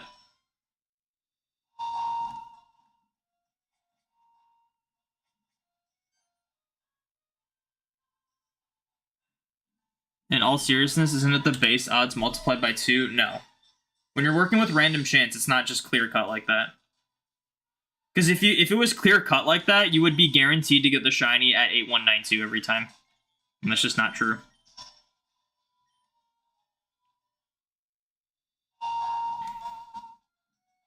Is killing 60 plus Pokemon in Scarlet and Alpha considered full odds? No, it's not. Anything that raises your shiny rate from the base rate is not considered full odds. So just having a shiny charm means you're not full odds hunting.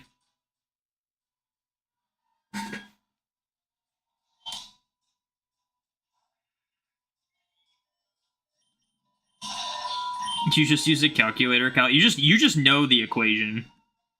What are the odds to go double odds for 1 in 8192?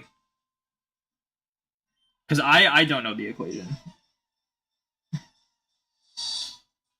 And I'm sure you guys have told me the equation before, but it's like, I just can't remember it.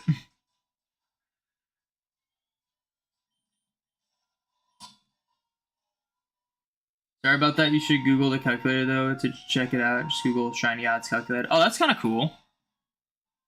And maybe I will do that. Reggie's in Chandra minus Gigas for some reason. Oh yeah, Shiny Charm doesn't work at all in BDSP unless you're Masuda methoding. I was like, what are you talking about? Yeah, I mean, like, I'm talking like in general. There's plenty of hunts across any game that has Shiny Charm where Shiny Charm won't affect it. But if you're just going for like random encounters, or in this case, we're talking outbreaks or whatever,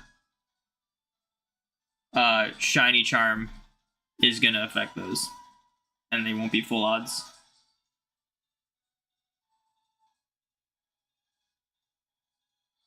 Would you say shiny odds calculator?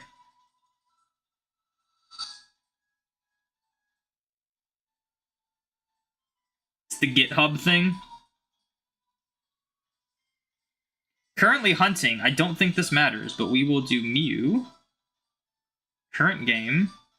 Emerald. Why is Emerald not a result? Is this not accurate? Does this not include older games? It's only the 3DS era. I don't think this is what I'm looking for. 13% chance to at least hit 16,384. See, that's so low, though.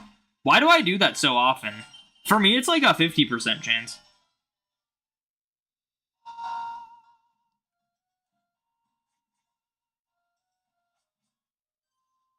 Oh, they're acronyms? Oh, so it's not, you don't type Emerald?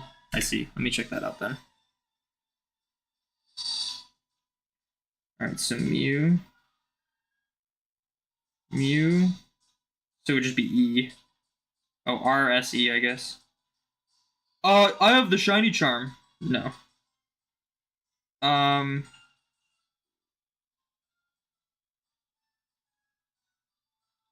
What am I supposed to type in my number I'm at? 15,698.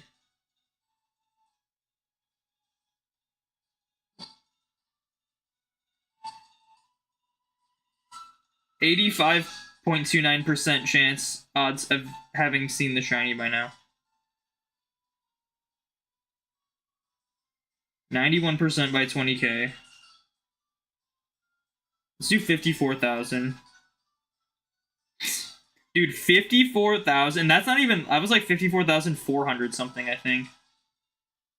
99.87% chance of finding the shiny by then. That is unreal that it took me that long for the Shuppet. What, dude, what was Majestic Pale's Golduck? Wasn't that like 87,000?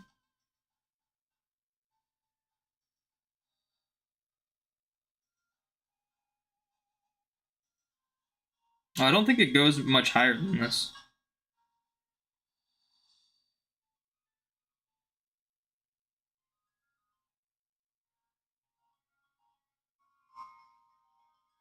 Okay, well, if you type 100,000, it says 100% odds. So you gotta be so freaking unlucky to go that far. That's crazy. That's like mind-boggling.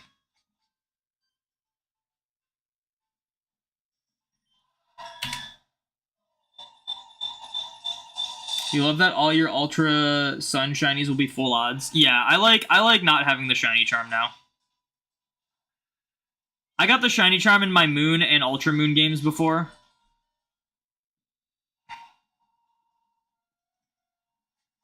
But I restarted them to do other hunts and just like do the Pokeball challenge and whatnot, and I don't plan to get the shiny charms for them again. I'm okay with it. No Switch games? Yeah, but like, first of all, how the heck are you supposed to even count your encounters for like Scarlet and Violet or Legends Arceus? Second, the shinies are so easy anyway, you wouldn't need to do that. It rounds up to that point because it's like 99.99999% after. Yeah, I know. It'll never be. It never will actually be 100% because obviously you can't guarantee a shiny.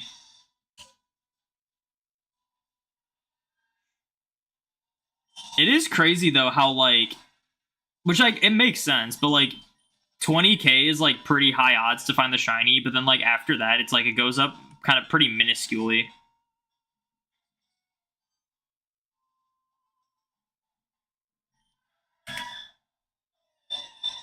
You can count in BDSP and Sword and Shield. Yeah, but you know what your odds are.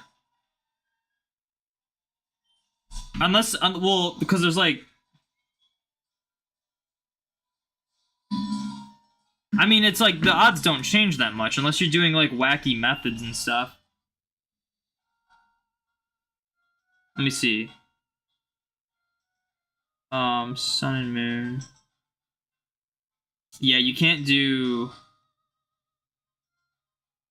So like it would only be an issue with that if you were doing like the Brilliant method or Poke Radar, you know, which is like pretty minuscule to like want to use that calculator for. Other than that, you just be doing like, just say you're in X and Y and it's like, oh, 4096 are the odds, or 1 in 1365 are the odds, you know.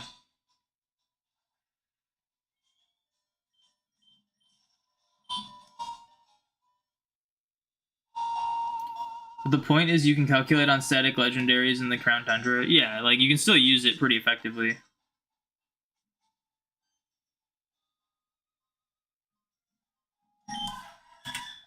Also, in order to count BDSP, you have to play it, and who wants to do that? BDSP is more fun to play than Scarlet and Violet, so... certain a lot of people would like to play it.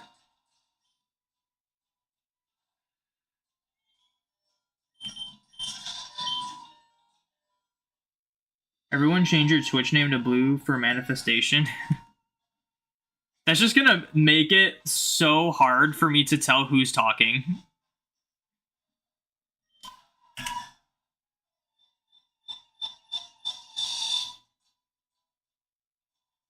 It's a lot of work to get a charm in older games too, yeah. It's not hard in like Sun and Moon. But yeah, like I've never gotten the shiny charm in like X and Y or Omega Ruby Alpha Sapphire or Black 2 White 2. Just too hard. Yeah, all the Pokemon games are great. Well, I don't know about all of them, but most of them are. There's a 1 in 8192 chance you go from 0 to 73,813 without a shiny. Well, lucky for me, I'm not even remotely close to those odds. And that's honestly not as bad as I would have thought for 1 in 8192. Except for Go. Go is a good game, just run by an awful company. Go could have easily been the best Pokemon game of all time. What's up, Dark? Welcome in.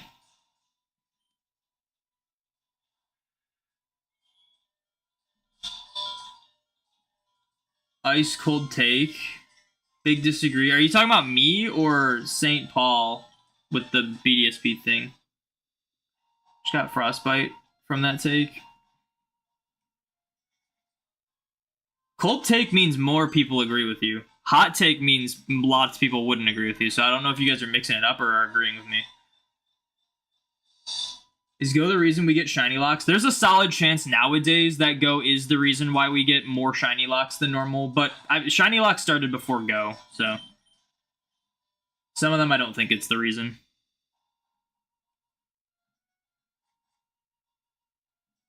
We get it by 20k. I really hope I do. Well, I mean, I hope I get it like this week. I don't think I'm hitting 20k this week.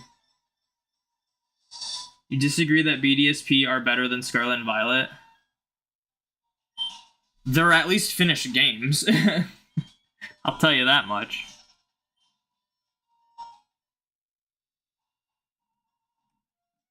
Scarlet and Violet are, like, honestly hard to play after, like, literally any other Pokemon game.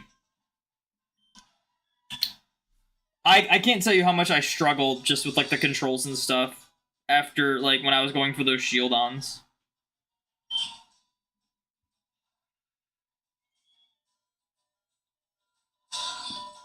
Yeah, if they had bothered having it to be a... they bothered having it be a game cartridge instead. What, Go?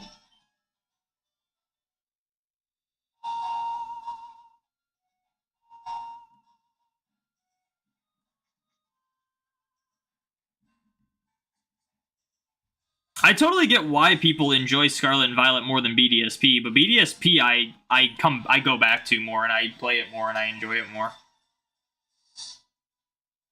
As bad of a remake as BDSP is, it's at least got like a bit of charm to it, and it's like actually a functioning game.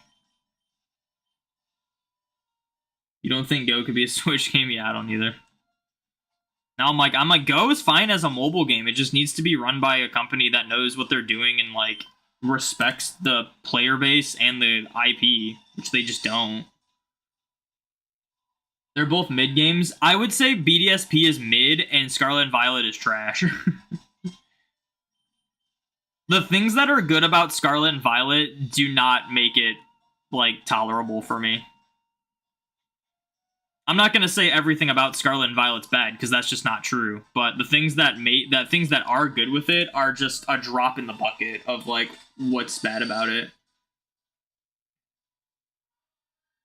You know, I don't really hate Scarlet and Violet anymore. The lag is the worst thing in those games. It honestly is, but it's not a fun game for me to play even without the lag.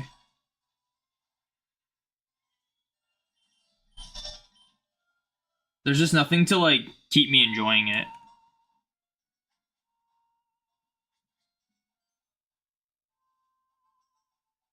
Imagine taking your Switch out for a Go jog. Yeah, that'd be very interesting.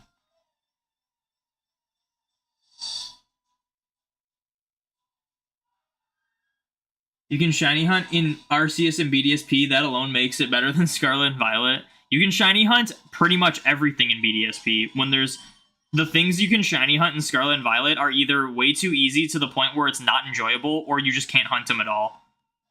There's no like inner like middle ground. Shinies are so easy they're not exciting, or they're impossible to get because they're all locked. It's crazy. Battle tower should be mandatory. I agree.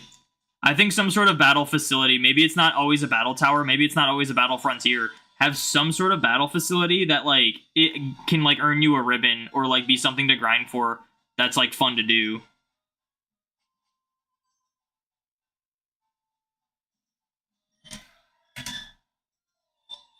Do you keep up with the 7-star raids? No. I've done like 4 of them total, and I just don't care.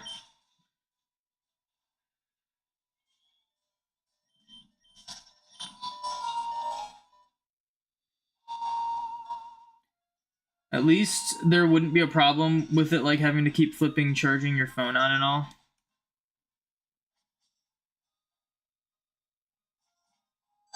I mean, it'd be harder to charge a Switch on the go than a phone. That I agree with. Shiny locking the Legends is the dumbest decision they made. Virtually killed all replayability in Scarlet and Violet. Yeah. That and no sort of battle facility or anything. Like, the most you can do in Scarlet and Violet is just button mash A through that, like, tournament every time. Which is not interesting at all. Can't, like, rebattle the Elite Four. Can't you, like, there's just not really anything you can do besides competitive or shiny hunting, and in my opinion shiny hunting sucks, so there's just, and I'm not into competitive, so there's just nothing to do in that game, like, at all. How hard is it to get this event into Emerald? The way I did it is not hard, but it's tedious. There's probably easier ways, but if you have, like, a cheating device, then it's really easy.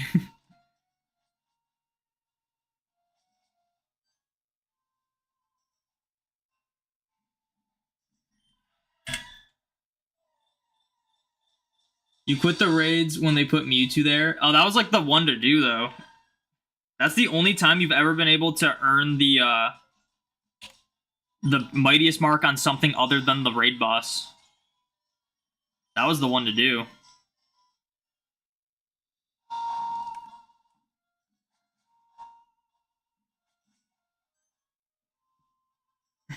With the Worlds coming in August, I bet you they'll do another crazy raid. What's the definition of crazy raid?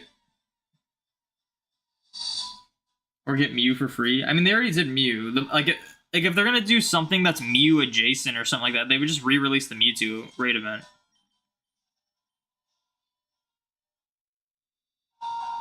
You only did the Mewtwo 7-star. Obviously, you have a thing for Mewtwo. Yeah. I did the Mewtwo one. I did the Charizard one. I did the, I think I did Rillaboom. I may have done all of the Gen 8 ones. I don't know if I did all the Gen 8 ones, actually. I'm not sure. I did a couple of the Gen 8 ones. Might have done... Like, there's not many I've done. Like, it's...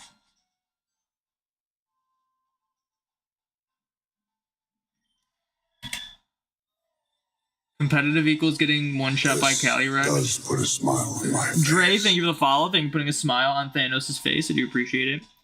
See, like, I don't even know. Like, I don't keep up with competitive, so I don't...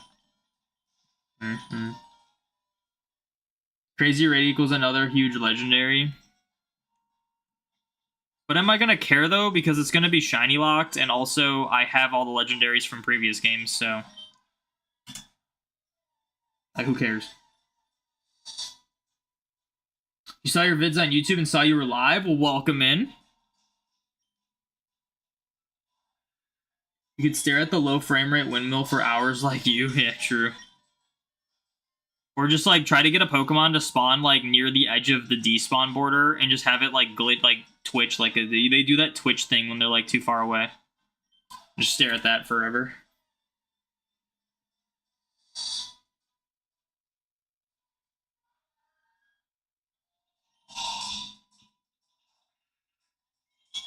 There was no reason for that Dialga Palkia raid they did, honestly.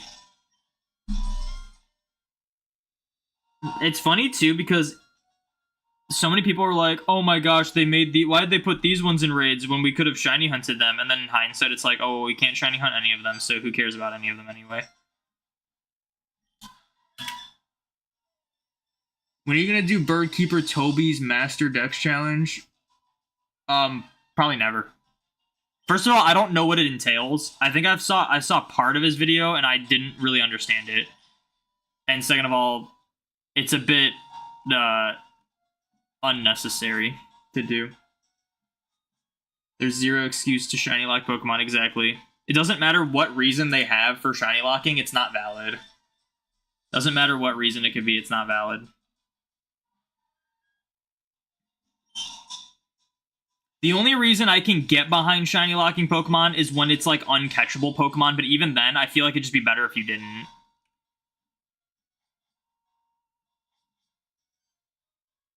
Like, they shiny locked the uncatchable Poochyena in ORAS, and they shiny locked the Pokemon you can't catch in the wild area if you're too low level in Sword and Shield. And it's like, I'm fine with that, but I just feel like it'd be better overall if you just didn't shiny lock anything.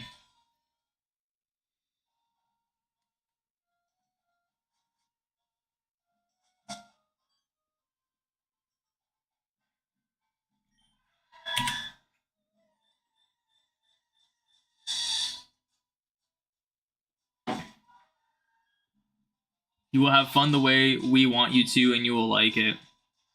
Yeah. It's like we spend so much money on their games, and then we just can't even get the Pokemon we want to go after in them.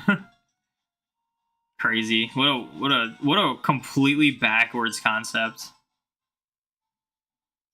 It's like, if we want to spend the hour shiny hunting a Pokemon and putting hours into the game that we bought from you, like, you should let us. That's just ridiculous.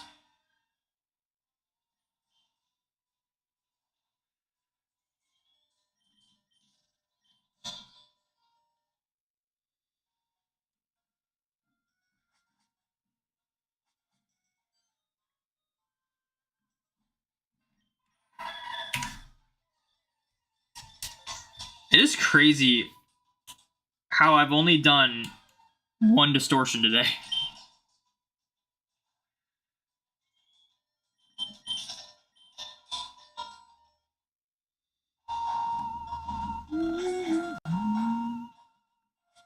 You really like shiny legendaries, huh? Technically I don't have any of them shiny. I've never hunted a shiny legendary, unless you include mythicals. So, no. I just don't like the idea of shiny locking stuff. I think it's ridiculous. I think it made the Scarlet and Violet DLC a scam and not worth buying.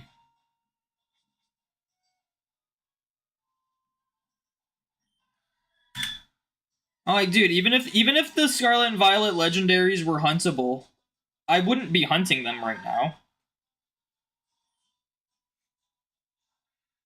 I just don't like the idea that they are locked. I'd rather have a way to hunt them.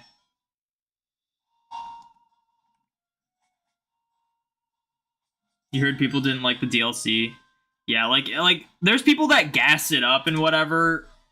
It's like fine to play through the DLC, but it's not worth the price tag, especially if you want to get like every Pokemon caught. You have to buy it twice. So it's $70 for like essentially, like, here's the thing. We spend $60 on a Pokemon game, and it's like, let's say it's a new generation. There's so many hours of gameplay. There's so many like new Pokemon to catch and like collect and whatnot. You had to pay $70 for the Scarlet and Violet DLC, which is more than the base game itself, in order to catch the, what was it, the 8 or 9 shiny locked Pokemon that were new, and then a couple of new ones that were huntable, but you could hunt them in other games anyway because they're just like evolutions. Like, it's just not worth it. Like, at that point, just release another full game. Then you won't play the story and we'll waste so much time resetting for us for the starters. Yeah, true. I don't know if that's actually one of their reasons, but, well, I think their reason was they wanted streamers to like show more gameplay off and like advertise the game for them. So they didn't want them shiny hunting starters, which is ridiculous because they make so much money off the games anyway. They don't need advertising. Think the raid events having a shiny lock kind of justified because all it takes is one guy getting a shiny, can share with everyone, assuming it hasn't been patched. No, that's like whatever. I think it's cool when like you can find shinies in the raids. It's super hard. Most people wouldn't do it, but when we're talking like the 7-star raids, it's just another reason why they're not like exciting raids. But I get it. But I'm talking about like the static encounter legendaries, like the Treasures of Ruin, Koraidon, Miraidon, all of the returning legendaries in the Indigo Disc. You know, like, ridiculous that those are locked. Isn't it 120 because you buy both games? Yeah, but like my point is, in Sword and Shield, if you wanted to catch all of the DLC Pokemon, you had to pay $30. In Scarlet and Violet, if you want to catch all the DLC Pokemon, you have to pay $70. Like, that's ridiculous. And there's also more to do in Sword and Shield's DLC.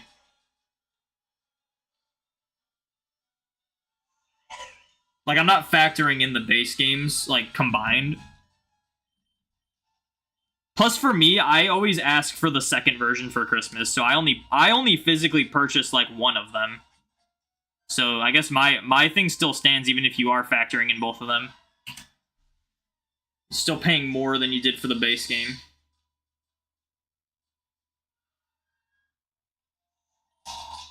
Do you think the games the fans make are better than the ones the actual company makes? Honestly, no.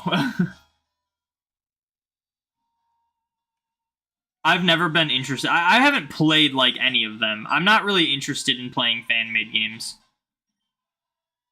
I'm sure some of them probably are, but... The biggest, like, slap in the face, though, is the fact that, like, Game Freak is, like, cutting Pokemon from their modern games. Meanwhile, you have one single person, who's been modding BDSP to include every single Pokemon. One person. And also add new animations and, like, every form and everything. And it's like... Why can't a team at Game Freak do that? You know?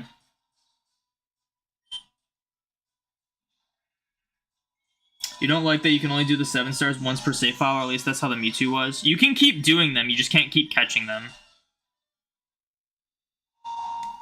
But I mean, that makes sense.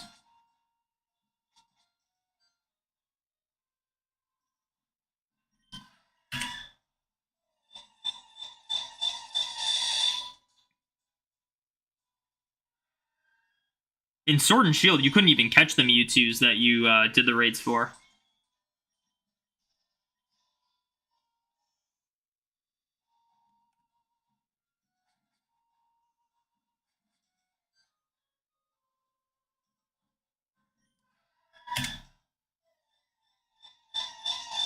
Why is it the company doesn't want to listen to the fans? Because it's the same that every AAA company is nowadays. It's put as little effort in as possible to save money, while making as much money off of it as possible.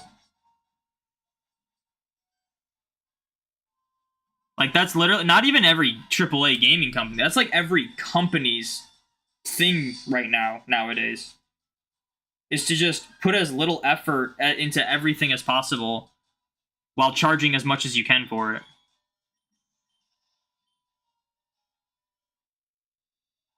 You can 100% catch Mewtwo's and I'm talking about the event raids. There was event raids for Mewtwo.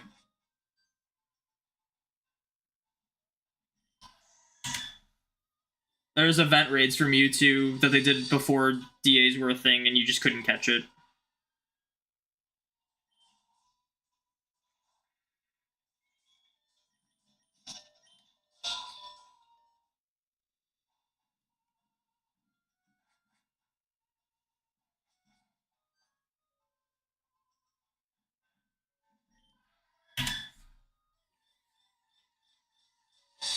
Goopy Glue, on the topic of saying, like, you don't like that people can find shinies in raids and then share them with everyone, I agree with that, but, like, at the end of the day, it's, like, the same issue with, like, hacking or, like, RNG manipulation.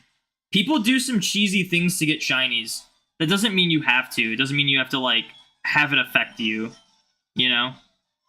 So I think, like, overall, just, like, not shiny locking anything is probably the best option. Which shiny Mew card's my favorite? It's a tough one. Probably it's between the, not this specific one right here, but, like, I have the Gem Mint 10 behind me. It'd be between the Shining Mew and the art rare one, or the special art rare one here. I think this is the coolest, like, looking card, like, in terms of, like, the bedazzledness of it. But the artwork on that one is definitely the worst of all of them. This one's got cool, like this one, the background is just incredible. It's like rainbow background. And I just like the old school style Shining. They're all really cool in their own way.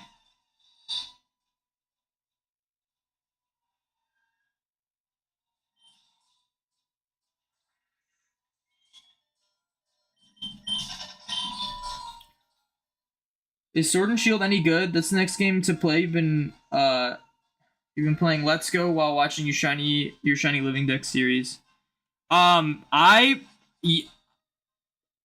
think Sword and Shield are like arguably the best Switch mainline games, but I understand that's kind of a hot take. The story in Sword and Shield is awful. So if you care about the story, if that's like what your main driving force for like enjoying games, you will definitely be disappointed.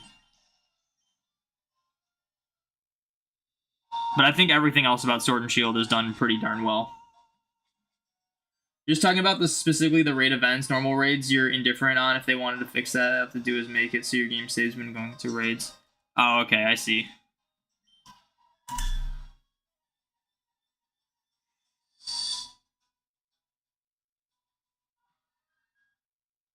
It always freaks me out when like all of a sudden it just says connecting to chat. I feel like I disconnect. But I didn't. Where does Arceus rank for me? Like in terms of mythicals, in terms of are you talking the game like Legends Arceus? For me, it's definitely so like for me it's like Sword and Shield is probably here. Legends is either gonna be equal or slightly lower. Like it's close.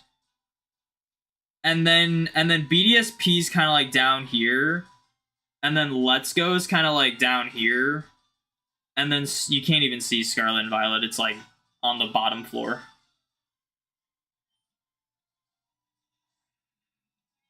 Alright, I'm going to take a very quick break. We're gonna come back and do a Distortion. That Distortion took over an hour to start, by the way. That's crazy. And then we will keep hunting Mew, I guess. Main driving force is completing the deck, so mechanics is a fun factor. Oh, okay. So I love the mechanics of Sword and Shield. The only like gripe I have with Sword and Shield, like really, is that the main method for shiny hunting, the Brilliant method, is just not good. But other than that, I love the way they did like overworld traditional encounters, like just like the ways you can encounter Pokemon is like really cool and stuff. But all right, I'm gonna be right back.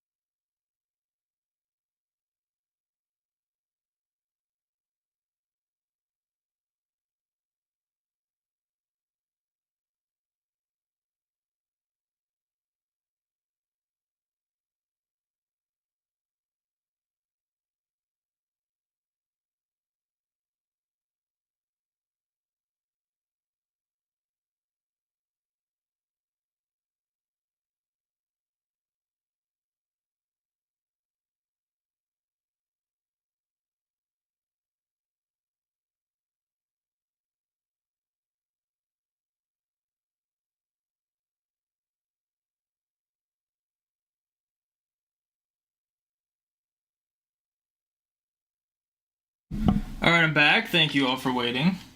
Break took longer than I anticipated, but it's okay. Let me switch over to the old...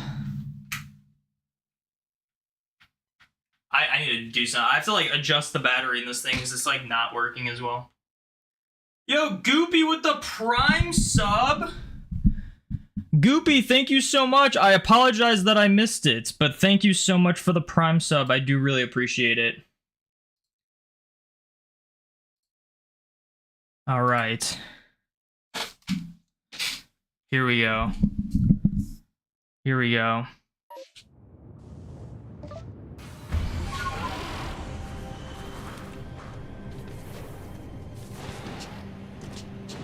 Gotta find myself an Alpha Sneasel with a small feather.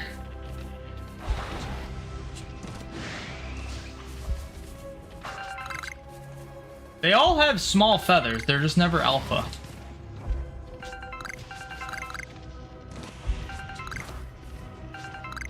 Okay, that one has a big feather. Maybe one more like around here somewhere. Oh, there it is. No alpha, unfortunate. Aaron, thank you for the shiny luck. And Cozy Shine, thank you for the shiny luck.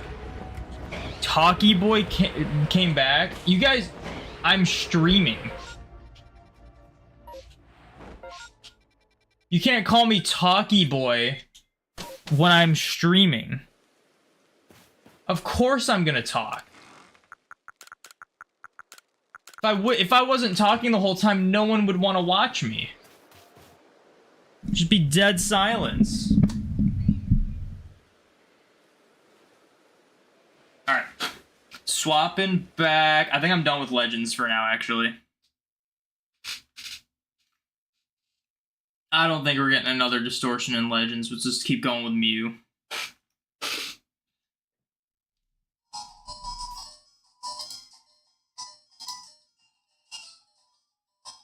You're here just for the game, not the commentary. Then you're gonna have a disappointing time because I'm doing the same thing over and over again in the game and then not getting anything special. Oh, I gotta charge my phone. I forgot it's like low battery.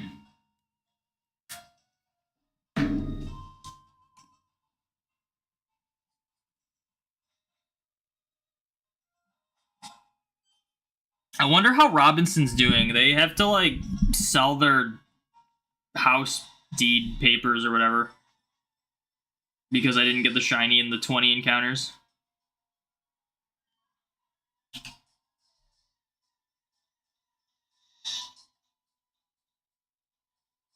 We have a word for that. It's insanity. Yeah, true. Just watch it. Like, I just like watching someone go back and forth in and out of this area and just not finding shiny Mew. Actually, now that I don't have the Legends game, I can do this now. Man, if only I could actually have this be leaning like that.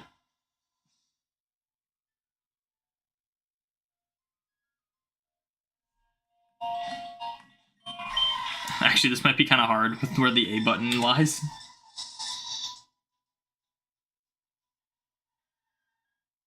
Also, have you gotten bored? So I've been... If you gotten bored, so you've been doing a tier list ranking of every battle theme in all Pokemon games, Gen 1 through 9. Interesting. You read my Inky as Inkay. Its name is Inky because that's the name of the blue ghost from Pac-Man.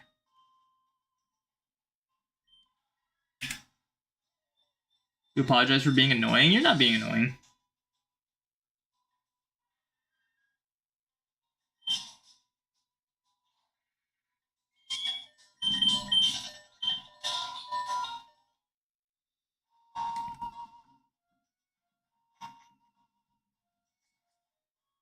Trying to feed your shiny hunting addiction by watching the stream while hunting Regirock and Charmander in Gen 4, you're sick.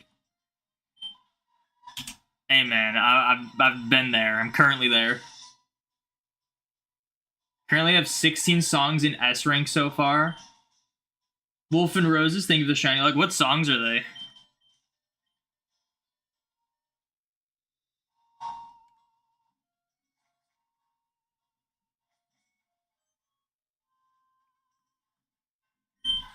I'm sure I could guess a couple of them.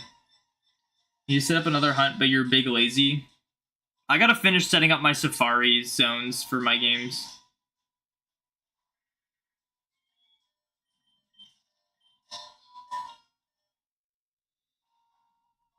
Oh, I just realized I'm probably gonna have to use, because I'm not gonna be done with this Mew hunt. I guess we'll wait. I had to really, like, change around the order I was hunting things because of how long this Mew hunt has been taking. How do you set them up? Just catch myself an Illuminate Pokemon, catch myself a Sweet Scent Pokemon, have enough money to buy the Safari Zone a few times. That's pretty much it. Get white flutes. That's pretty much it. Make sure one of my Pokemon can serve. Make sure I have the fishing rods if I ever want to do fishing encounters.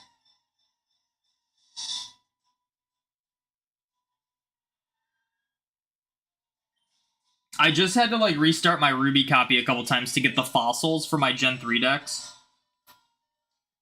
For my my Gen 3 living decks in Fire Red Leaf or in Fire Red. So I have to get like a Sweet Scent Pokemon and an Illuminate Pokemon.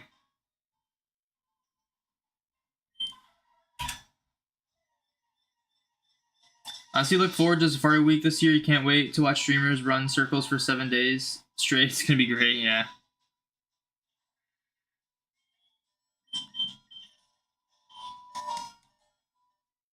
This will be your first Safari Week. Nice. You're going to BDSP. That's awesome.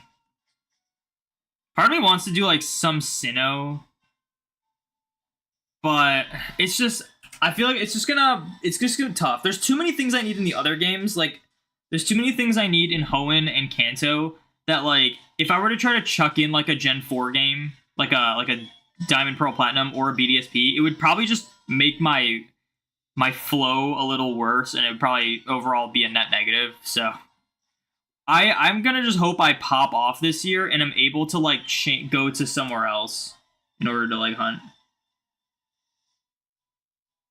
there any setup you need for Platinum Safari? I've never hunted in the Great Marsh, so I don't know.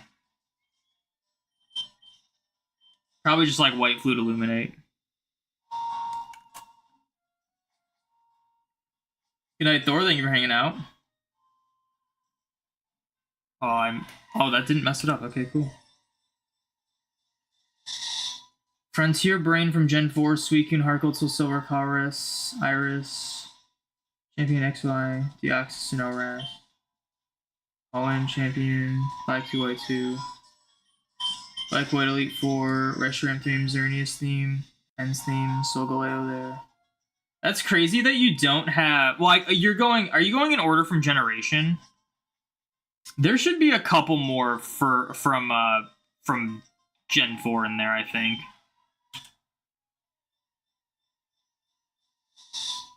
It's also crazy that you don't have Drift Veil in there. In order from generation. Yeah, I'm saying, like, there's some songs from Gen 4 that are, like, easy S tier for me. Some of these I don't remember Frontier Brain. It's been so long since I've done, like, the Battle Frontier. There's a lot I don't remember from, like, Gen 5. X and Y Champion is a good one, though. That one, 100% agree. Dude, I heard that song for the first time in Smash, I'm pretty sure. And I thought it was a remix, and it wasn't.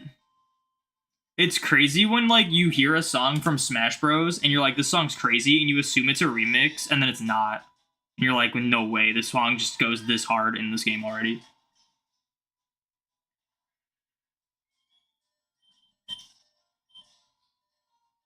You have 4 puppies asleep in a little puppy ball under your chair. It's so cute. Nice.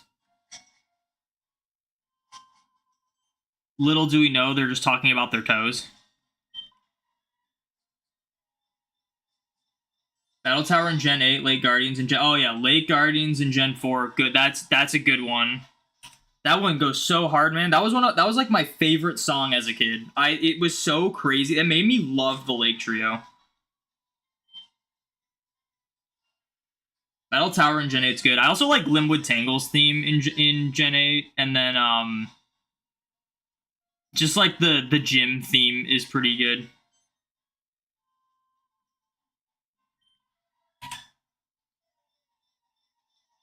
Oh, it's just battle themes. Okay, okay. Just battle themes. I see. I've always loved Steven's theme, but I think I like the one from ORAS more than the original.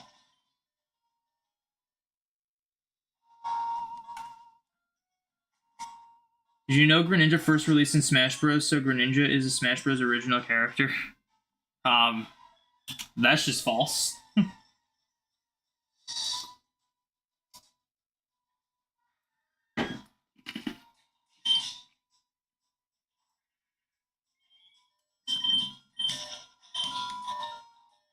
Colress theme is straight fire. I'll have to listen to it again. I don't remember it. You don't think Diamond Pearl Platinum soundtrack misses at all? Yeah. It's kind of mostly nostalgic, but I think Team Galactic has like the best like evil team theme. Unless you want to include like Team Star, even though they're not really an evil team. Team Galactic's like just that whole vibe of music is so good. Mount Coronet is like one of the best Pokemon songs of all time.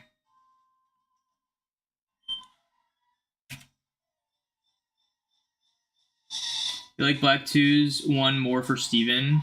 I don't know if I've heard Black 2's Steven theme. I can name one song from Gen 4 that misses you, the legendary theme. Like the generic one, or are you talking about like, because Palkia and Dialga's theme is like insane. I don't even dislike the more generic one. The one they play for Rotom, right? That's the one you're talking about? Technically, Greninja was designed by Pokemon, but I think it released in Smash before X and Y. No, Smash 4 came out in 2014. X and Y came out in 2013. So, it's just false. Yeah, okay, I get not like it. I still like it because of nostalgic, but I understand not liking that one for sure. Because it's just kind of like it's not much, it's just kind of intense. What's that one route in Sinnoh with like the famous theme? Route 209? The one that's remixed like 100 times and is the ending credits theme for Legends Arceus, and it's incredible in Legends Arceus. Hope that's the one you're talking about. Because that one's so good. They remixed it for Brawl. It was already an incredible song. They remixed it for Brawl. It was incredible. It's incredible in BDSP. And it also plays in the Cobalt Coastlands as a remix. And it's incredible. And it's also the end credits of Legends Arceus. And it's incredible.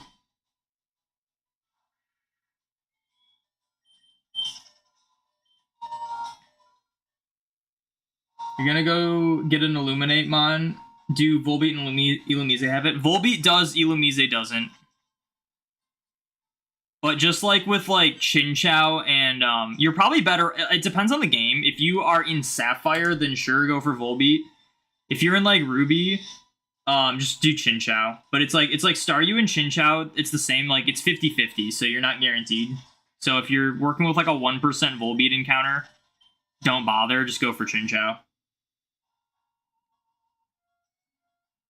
You didn't know they remixed the Route 209 theme? Oh, it's incredible. So, like, I didn't know they remixed it for the Cobalt Coastlands until I was doing my Alpha Challenge, and it's just, I heard it, and I was like, wait, this is the same theme. But it's, just search, like, End, I think it's called End, The End or something, for Legends Arceus. It's so good. That's honestly, like, the best version, low-key. But they're all really good.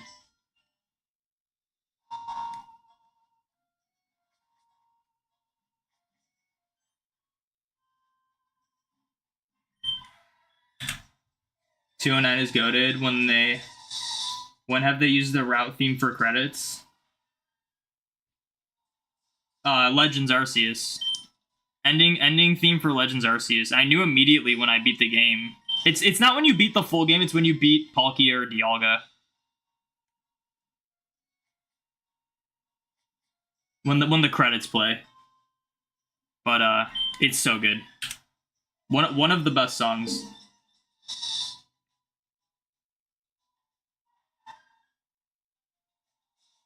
Another episode of that.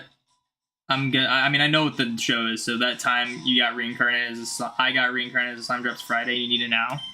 Never seen it, but I know I've heard of it.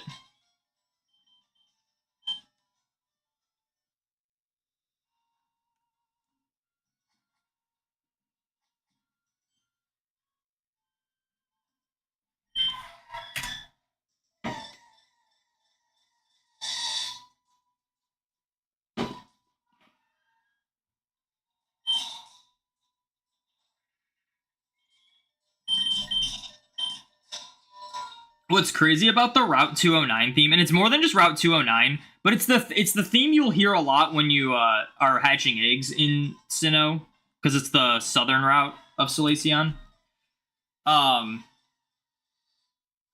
What's crazy about Route 209 is that there's so many different versions of it, because there's the Diamond Pearl Platinum version, there's the Diamond Pearl Platinum version at night, then there's the Smash Bros. Brawl version, then there's the BDSP version, then there's the BDSP version at night, and then there's the Legends Arceus version, and then there's the end credits of Legends Arceus. There's so many different versions of this song, and it's like it's like arguably the best song in all of Pokemon. And it's just a route theme. If you haven't seen it, what are you playing Pokemon and not watching S tier anime? Go watch it. Is it really that good? Can people vouch?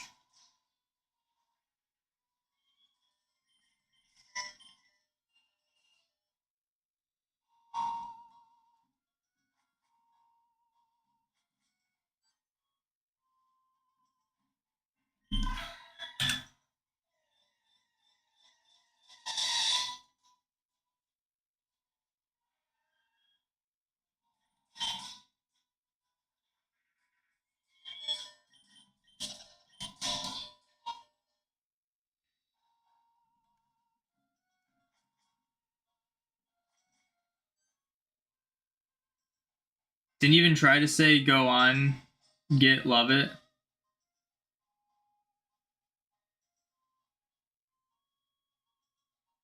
Didn't even try to say go on, get love it. I don't know what you mean by that. You got it on your second try? The Illuminate or the Volbeat?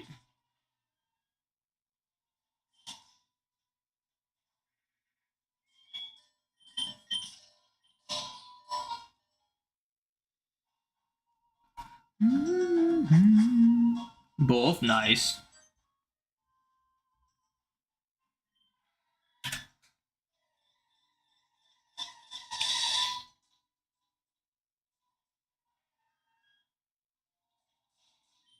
Oh, you put the classic Southern accent thing. Unfortunately, it's very hard to read accents. Unless you, like, for sure type them out. There's only 2 Volbeats. That's good. A lot of time, dude. So here's the thing, Wolf. When I every time I set up this Shuppet and the Banette, like every time I recorded like a new battle video, it would heal these Pokemon, and I needed them to be burned and asleep. The way I got them burned is that both of them have Will-O-Wisp, and I would burn an Abra and hope the Abra had synchronized so it would burn me back.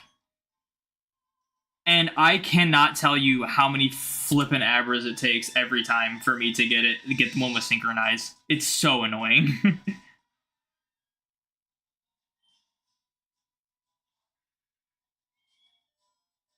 You don't know how high the chances here about Volbeat level. Oh, you're in Gen 4. I was thinking Ruby, Sapphire, Emerald. Yeah, I don't think they're super rare there.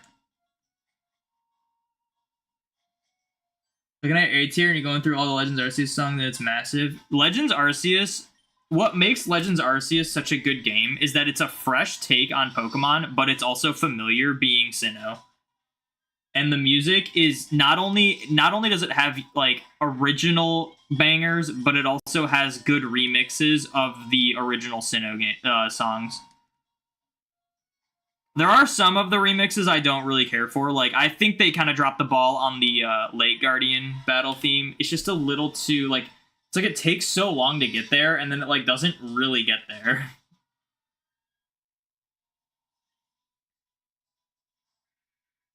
You forgot there's like 7 songs for Wild Pokemon. Yeah, there's like the different areas, and then also there's Kitakami and Indigo Disc.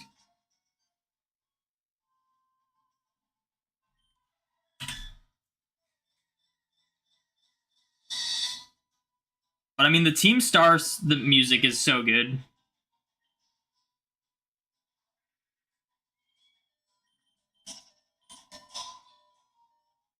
Jubilee Village sounds like relaxing after a long day at work. Yeah, Jubilee Village is good too. There's so many different versions of Jubilee Village, because there's like one for like indoors, outdoors, indoors in the morning, outdoors in the morning, indoors in the evening, outdoors in the evening, and then like indoors at night and outdoors at night. And then there's like also indoors and outdoors during like specific points of the story that are like different. It's so weird.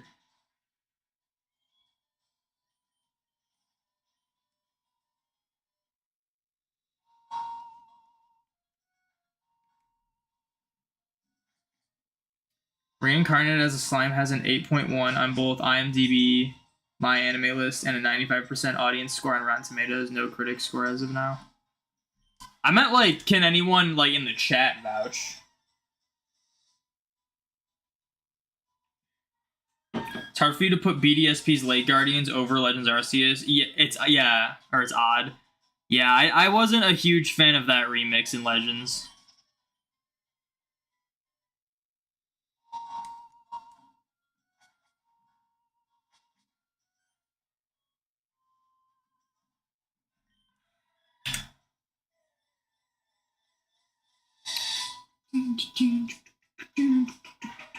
Doesn't Rotten Tomatoes have a good enough vouch? No, Rotten Tomatoes is the reason why people don't trust critics, like, at all. Critics and also sometimes audiences, because there's so many times where the critic score will be so unrealistic depending on how good the movie actually is, and then sometimes the audience score is the one that's like way blown out of proportion. Rotten Tomatoes is the reason why like no one trusts any critics sites, like any review sites. Wanna know what song choices are in F tier? Ugh, jeez.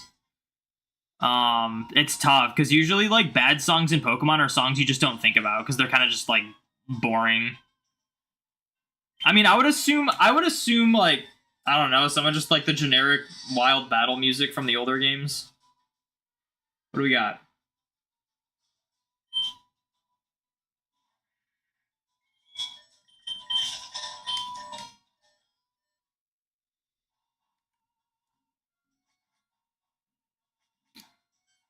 I think of, like, bad songs, and, like, songs that you're just like, this song sucks in Pokemon. It's hard to think.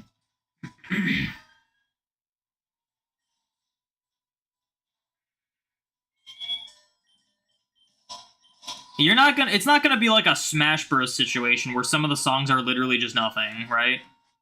Because Smash Bros has a couple songs that are just nothing.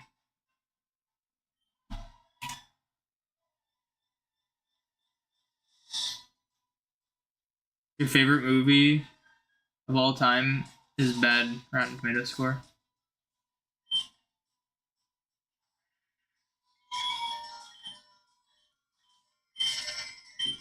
The thing about Rotten Tomatoes that's weird is that it's not like, if you get like a 95% or something, that doesn't mean it's like 95% out of 100. It just means 95% of people who reviewed it, or like who watched it and put their opinion, said they liked it over disliking it. Rotten Tomatoes is literally a 50-50, like, you either like it or don't like it. You don't give it, like, a score and then it averages out across everyone. It's just, this many people liked it, this many people disliked it, so it averaged to this. So you could have, like, 4 people review a movie that's terrible, and they'll all say they liked it, and they'll have 100%. Like, that's just how it works. It's so weird. You didn't know that? A lot of people don't know that. It's also something that I learned not super long ago. Cypher admin from XD. This is the Gen 3 site games. No Smash. I didn't think you had Smash. I just didn't know if there was like any songs in Pokemon that were like nothing, because Smash does that. Battle Bingo from the same game, the wild Pokemon theme.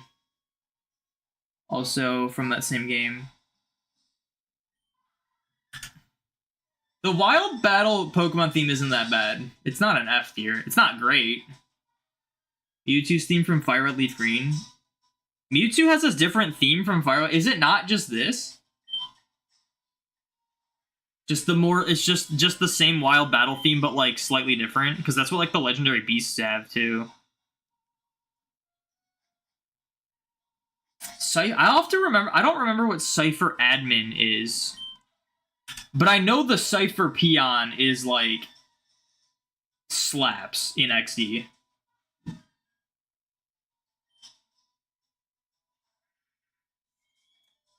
I don't remember Cypher admin though.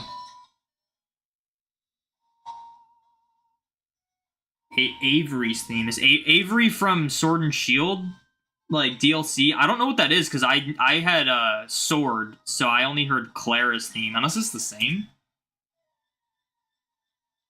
Mewtwo's is higher and Mew's is higher? Really? Because I'm pretty sure this is the same as the Legendary Beast, and I can't imagine they'd make a different one for Mewtwo. Unless this is different from the Legendary Beast and they take the same one as Mewtwo, but they're very similar.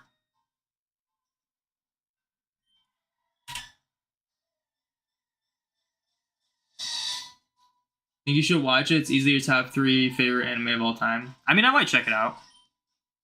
Every now and then I'll get like a 1-month subscription to certain streaming services just to like watch some stuff. But right now I'm currently in Paramount Plus because there's like certain shows I want to watch in there. And then once I'm done with that, I'll probably cancel it and then maybe I do Crunchyroll next.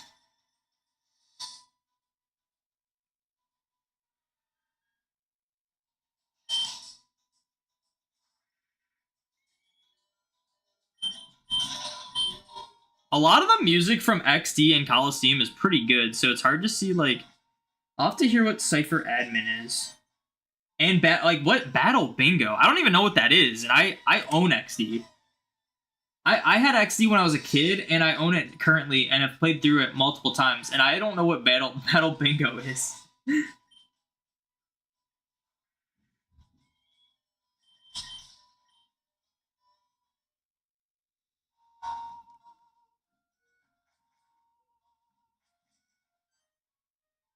During Crunchyroll, it's going to take at least a year to get through all most amazing anime they put out recently. It's got, like, everything. But for me, it's more like if I want to watch something that sounds good, and then I'll be like, all right, let's watch this. I'll get, like, a 1 month, and then I'll be like, all right, we'll take a break for now. Because a lot of times I just kind of watch YouTube videos. I don't watch too many shows. Coliseum is better than XD for me music-wise. I think XD is better, but I don't think Coliseum is bad, per se. Like, I don't think it's bad. I think they're both, like, really good.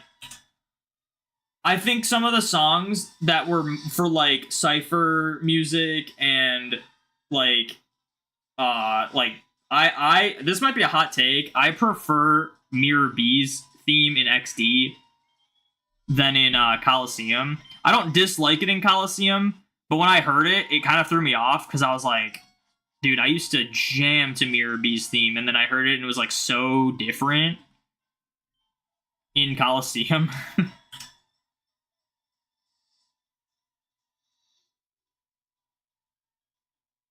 Oh yeah, I know there's anime that's exclusive to different streaming services, but like most like normal ones are on Crunchyroll.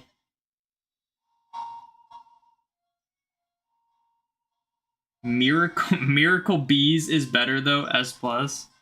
Is that a typo, or is there another character? Is that like his full name and I never knew that? Or is that just another character?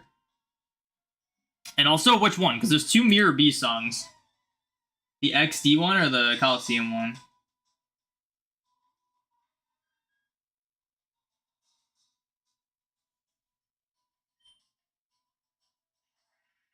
Define normal. Just like more like of the mainstream ones. Like, like ones that aren't like Netflix exclusive is what I'm kind of getting at. Ones that you would expect would just be on Crunchyroll and not be like owned by Netflix or something. Because I know there's more than just Netflix exclusive. There's like other ones that are like kind of random.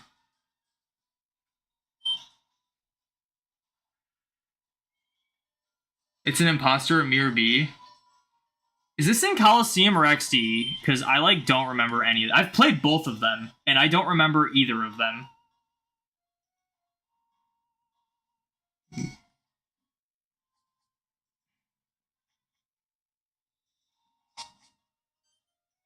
Only in Coliseum? I'll have to look into that. I'm sure once I see it, I'll be like maybe I kind of like vaguely remember something like that, but like I don't know. What's up, JB Tom? Welcome in. I know is that in order to watch something like Food Wars, not that you'd want to, you need 3 different services because each season exclusive services is so stupid. Have you seen Pokemon? That just reminds me, have you seen the video Donkey's Guide to Streaming Services? It's literally poking fun at what you are just saying right now. And it talks about and it's not like a joke, it's literally like showing like what's available on like what services. And just showing how absurd it is. And it covers Pokemon too. And Pokemon is ridiculous.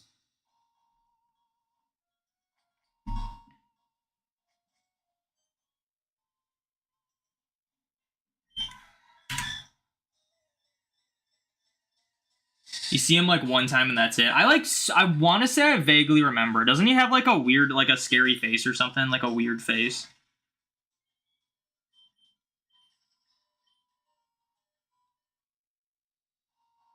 Goofy Glues in the YouTube stream now. Cryo.exe, but spelled out. Thank you for the follow. Thank you for putting a smile on Thanos' face. I do appreciate it. Oh, he doesn't have like a weird face? Then I don't know anything then. I'm doing pretty well. We're not getting shiny Mew though, and I'd be doing better if there was a blue Mew on the screen.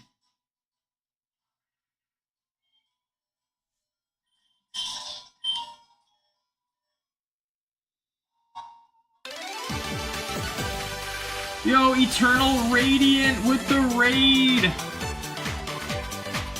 Yo, welcome in everyone from Eternal Radiance raid. My name is Dominator. This does put a smile on my face. Thank you for the follow, Eternal Radiant. Thank you for putting a smile on Thanos' face. I do appreciate it. Welcome in everyone. Normally I say normally I'm a full odds hunter, as I full odds hunting. I do a lot of full odds shiny hunting. Kozakura Bunny, I'm gonna butcher that name, but thank you for the follow. Thank you for putting a smile on Thanos' face. I do appreciate it. This does put a smile on my face. MKED, thank you for the follow. Thank you for putting a smile on Thanos' face. I do appreciate it. Yeah, Thanos, yeah. We got the Thanos. Does put a smile on my Duke in face. here, thank you for the follow. Thank you for putting a smile on Thanos' face. I do appreciate it. You love that follow alert? Thank you. I made it myself. I had to find a program. This does put a smile on my Oblicia, face. thank you for the follow. Thank you for putting a smile on Thanos' face. I do appreciate it. I hand animated that GIF, and then I had a program that was able to. Bob Sire, thank you for the follow. Thank you for putting a smile on Thanos' face. I do appreciate it. I found a program online that like lets you remove music from videos and only gets dialogue, or vice versa, removes dialogue and gives you only music. And I put the Infinity War trailer in it where he says that line, and I removed the music, so that's how I got the audio for it. That follow alert is the best one you've ever heard. Thank you, I really appreciate it. Lucifer, thank you for the shiny luck.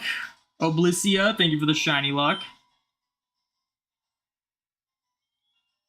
He's a recolored peon character, just yellow and red. Oh, maybe I do remember that. I don't remember it, though.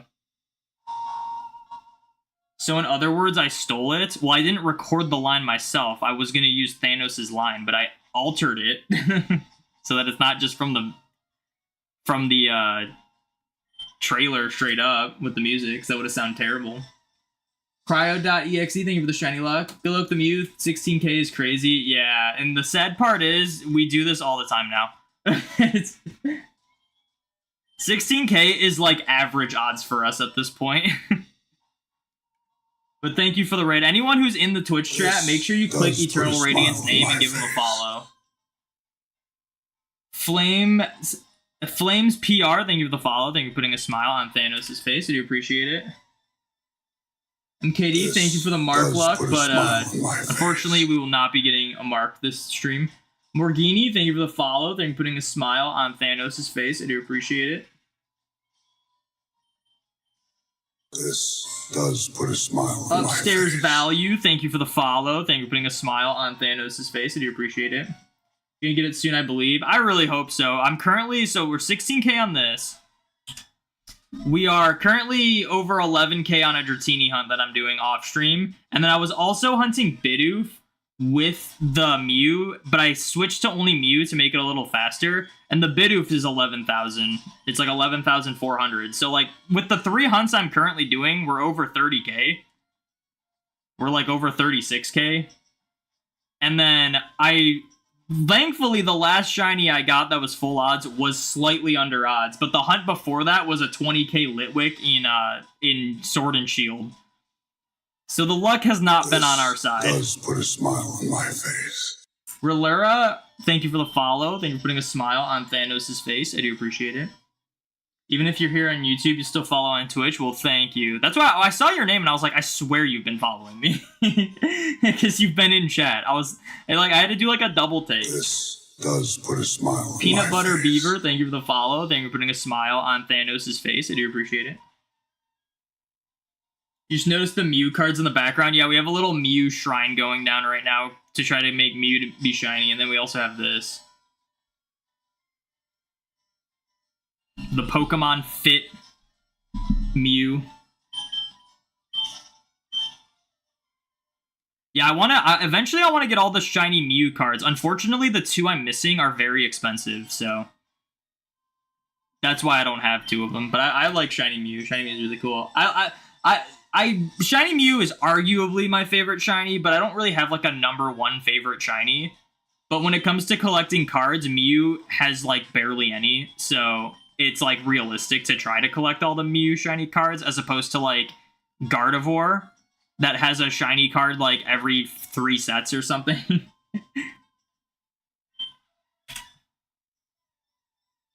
This has been a fun, but you're gonna bounce and watch Vintage Cube Draft. Good luck, you know you get it very soon. Well, thank you for hanging out. Oblicia, thank you for the shiny luck, and thank you for hanging out. Is that the Bubble Mew? Oh, the one, yeah, the art rare. Yeah, I opened up Paldean Fates on stream, and my goal was I wanted to get my two most wanted cards were those 2 Mew EXs out of anything in that set. And I pulled the full art one pretty quickly, and my goal was to only buy like 1 of each box that had a promo. So like the Skeledirge box, the Meowscarada box, the Quaquaval box, the Elite Trainer box. There were a couple blister packs, and then maybe something else. And I was gonna be like, all right, I'm gonna just open these and see what we get. And if I don't get it, I'll buy the Mew card online. And I ended up pulling it before I even got through all of the product that they released. So I got pretty lucky with the Mew. Because, like, that could have been a Gardevoir or a Charizard, and I would not have been as excited. I wanted Mew most. I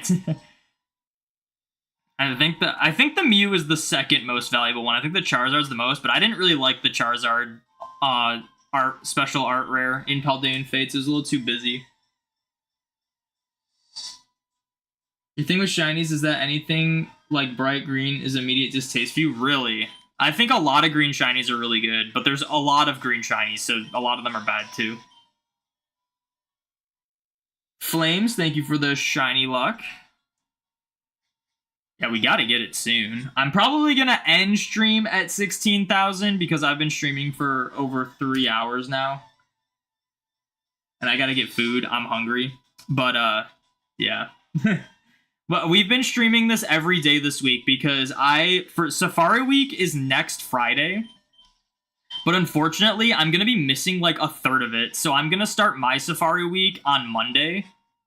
And I just wanted to like get this hunt done, and it's not looking good, but maybe. So I'm trying to stream like every day this week, trying to get the Mew. So we'll be back tomorrow. And I'm also doing my Dratini hunt off stream. The Dratini hunt is low-key more important to finish because I use Heart Gold Soul Silver for Safari Week. I want to use an Emerald, but I don't want to sacrifice potentially getting Shiny Mew. I mean, who knows? It's all just random chance. I'm also doing the painting thing where you like save in front of a painting, so it is like completely random. It's not like the predetermined shiny frames that I have to hit. It's kind of just like random frames every time. So I could just like grab like, cause I'm in Lily Cove when I start this hunt, so it's like I could just ride my bike over to the Safari Zone regardless to do a hunt there if I need Emerald. So it's not like that big of a deal, but I would have liked to get this before I started Safari Week hunting. It sucks when you like have like a really deep hunt and then you have to put it on hold.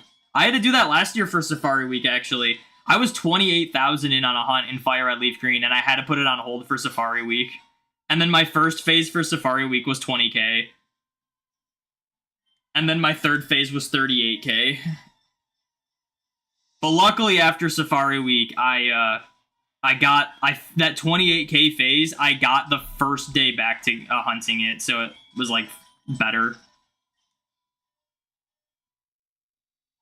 You hope that Mew will shine? Yeah, I really hope it does too. It's gonna be unreal. You get to a point where you're shiny hunting, and it's like you go so far over odds that it really just feels like it'll never happen. And that's kind of what it feels like. So it's just gonna be unreal when like all of a sudden one time it's blue. But that's just like what makes shiny hunting so exciting.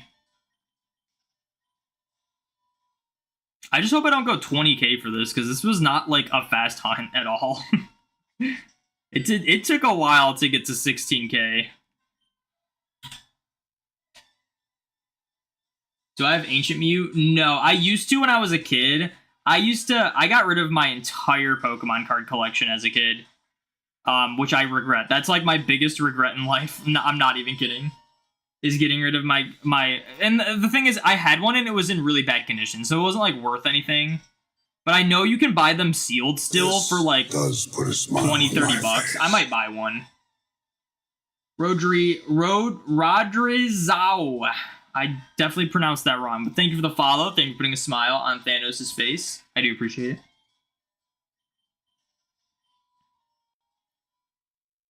Shiny Alpha Spiritomb hunt made you lost half your mental stability. Yeah, I bet. Is that the one that spawns at the odd keystone or from an outbreak? I feel like both will be pretty difficult. More than your Arceus hunt, you said many streams ago. What'd you get the Arceus at? Oh, the outbreak. I mean, it's still difficult because like I've been doing like outbreaks and stuff because I've been trying to get all the alphas and legends. And I mean, I never saw alpha shiny Spiritomb. I never even saw a shiny Spiritomb. You once did a Bulbasaur hunt in Fire Red and it was painful. I did Bulbasaur twice and they were both not bad, actually. Charmander for me was tough. Charmander took me 20,000. But my first Bulbasaur I got after like 3,000, which wasn't bad. Squirtle was like 4,000, almost 5,000, and then Charmander was 20,000. Then I did another Bulbasaur, and that was literally my closest 1 in 8192. I think even if you factor in 1 in 4096, it's still like my closest full odd shiny that to hit odds. It was only 30 away from odds. It was at 8,222. So it was exactly 30 off from the 1 in 8192 odds.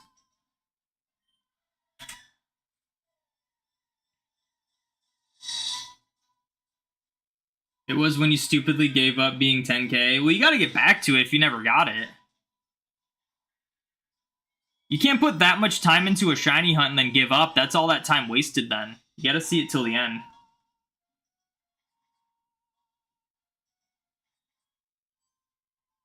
Going to do some Elite 4 runs and give your Elite some EXP to get that money. Nice.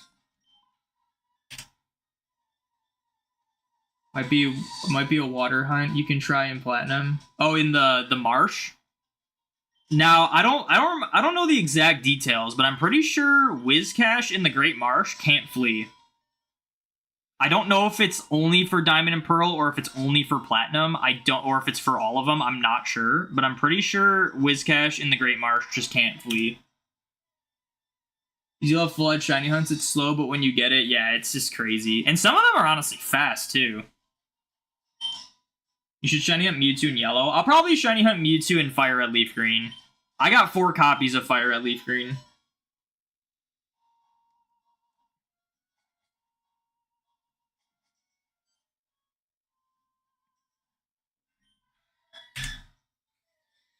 Yeah, maybe I just say, like, screw Mew. If I don't get it by Monday, I'll just still do what I was planning to before and not have it hold me back, but then just come back to it once Safari weekends. I gotta get the Dratini, though, because that one I, actually am, if I'm gonna do Safari Zone in Emerald, I'm gonna be starting at the same spot I am for this hunt, so it's, not that big of a deal. For Heart Gold Soul Silver, I'd have to, straight up put the hunt on hold and then just go to a completely different spot.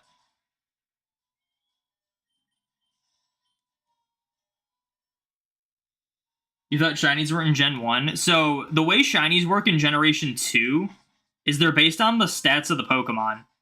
Now, Shinies don't exist in Gen 1, but if you hit the requirements for the stats in Gen 1 and then send them into Gen 2 or send them through Bank into Gen 7, they'll be shiny. I actually have, on my YouTube channel, I have a video where I hunted Gen 1 Shiny Dratini. I got it really fast.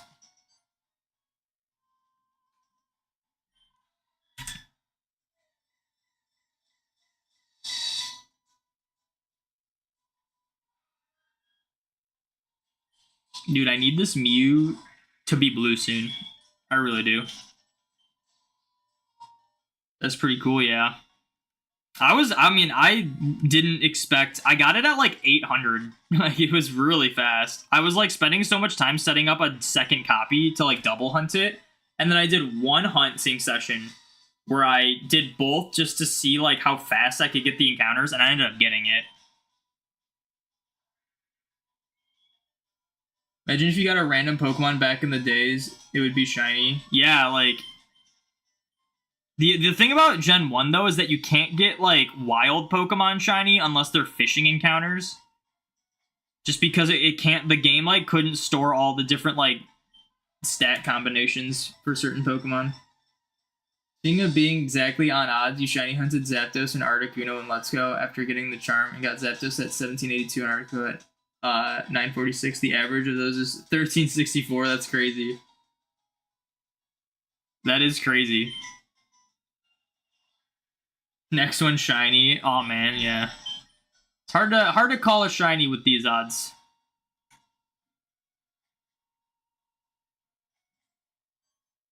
There's that moment when you see the Pokemon coming on screen, you think it's the shiny for a second. Yeah. So every now and then, this game, the Mew sometimes looks darker going across the screen than the other one. So I'm wait, and then it's I'm sure it'll be obvious. Blue is kind of a very crazy looking color to be seen across the screen. Speaking of being exactly at odds, I already read that. I already read that one. Both shiny. It's not gonna happen. I'm not gonna get both of them to be shiny at the same time. That'll probably never happen.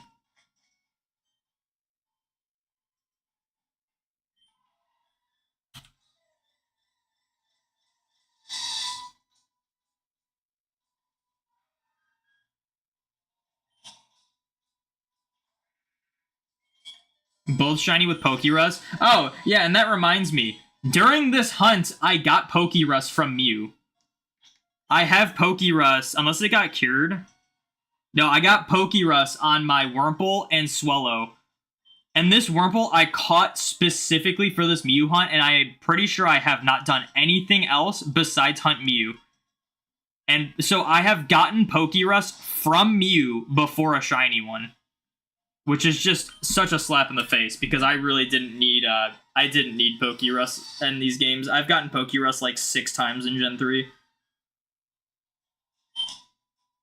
When you're hunting in older games, at a certain point you start seeing shiny on non-shiny Pokemon. I was shinoing myself on Metapod when I was hunting in Viridian Forest. When I was going like 37,000 for a Caterpie, I was shinoing myself with Metapod, which is just crazy because it's like such a drastic difference.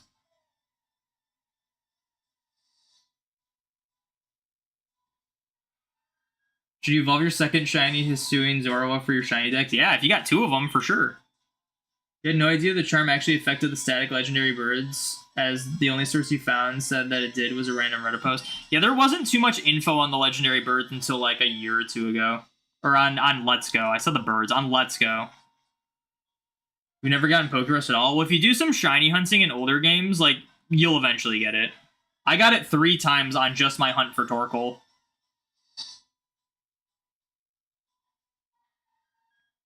Alright, we got to 16,000 with no shinies, so I'm gonna end it here. We'll be back tomorrow, so I guess stay tuned for that. Shappy, thank you for the follow. Thank you for putting a smile on Thanos' face. I do appreciate it. And thank you, Eternal Radiant, for the raid. Let me give you a follow. I'm not sure if you're still here, but... let me give you a follow. And anyone else who's in the Twitch chat, or even YouTube, make sure you give them a follow. But I'm gonna end it here. Thank you guys for tuning into the stream, and I will see you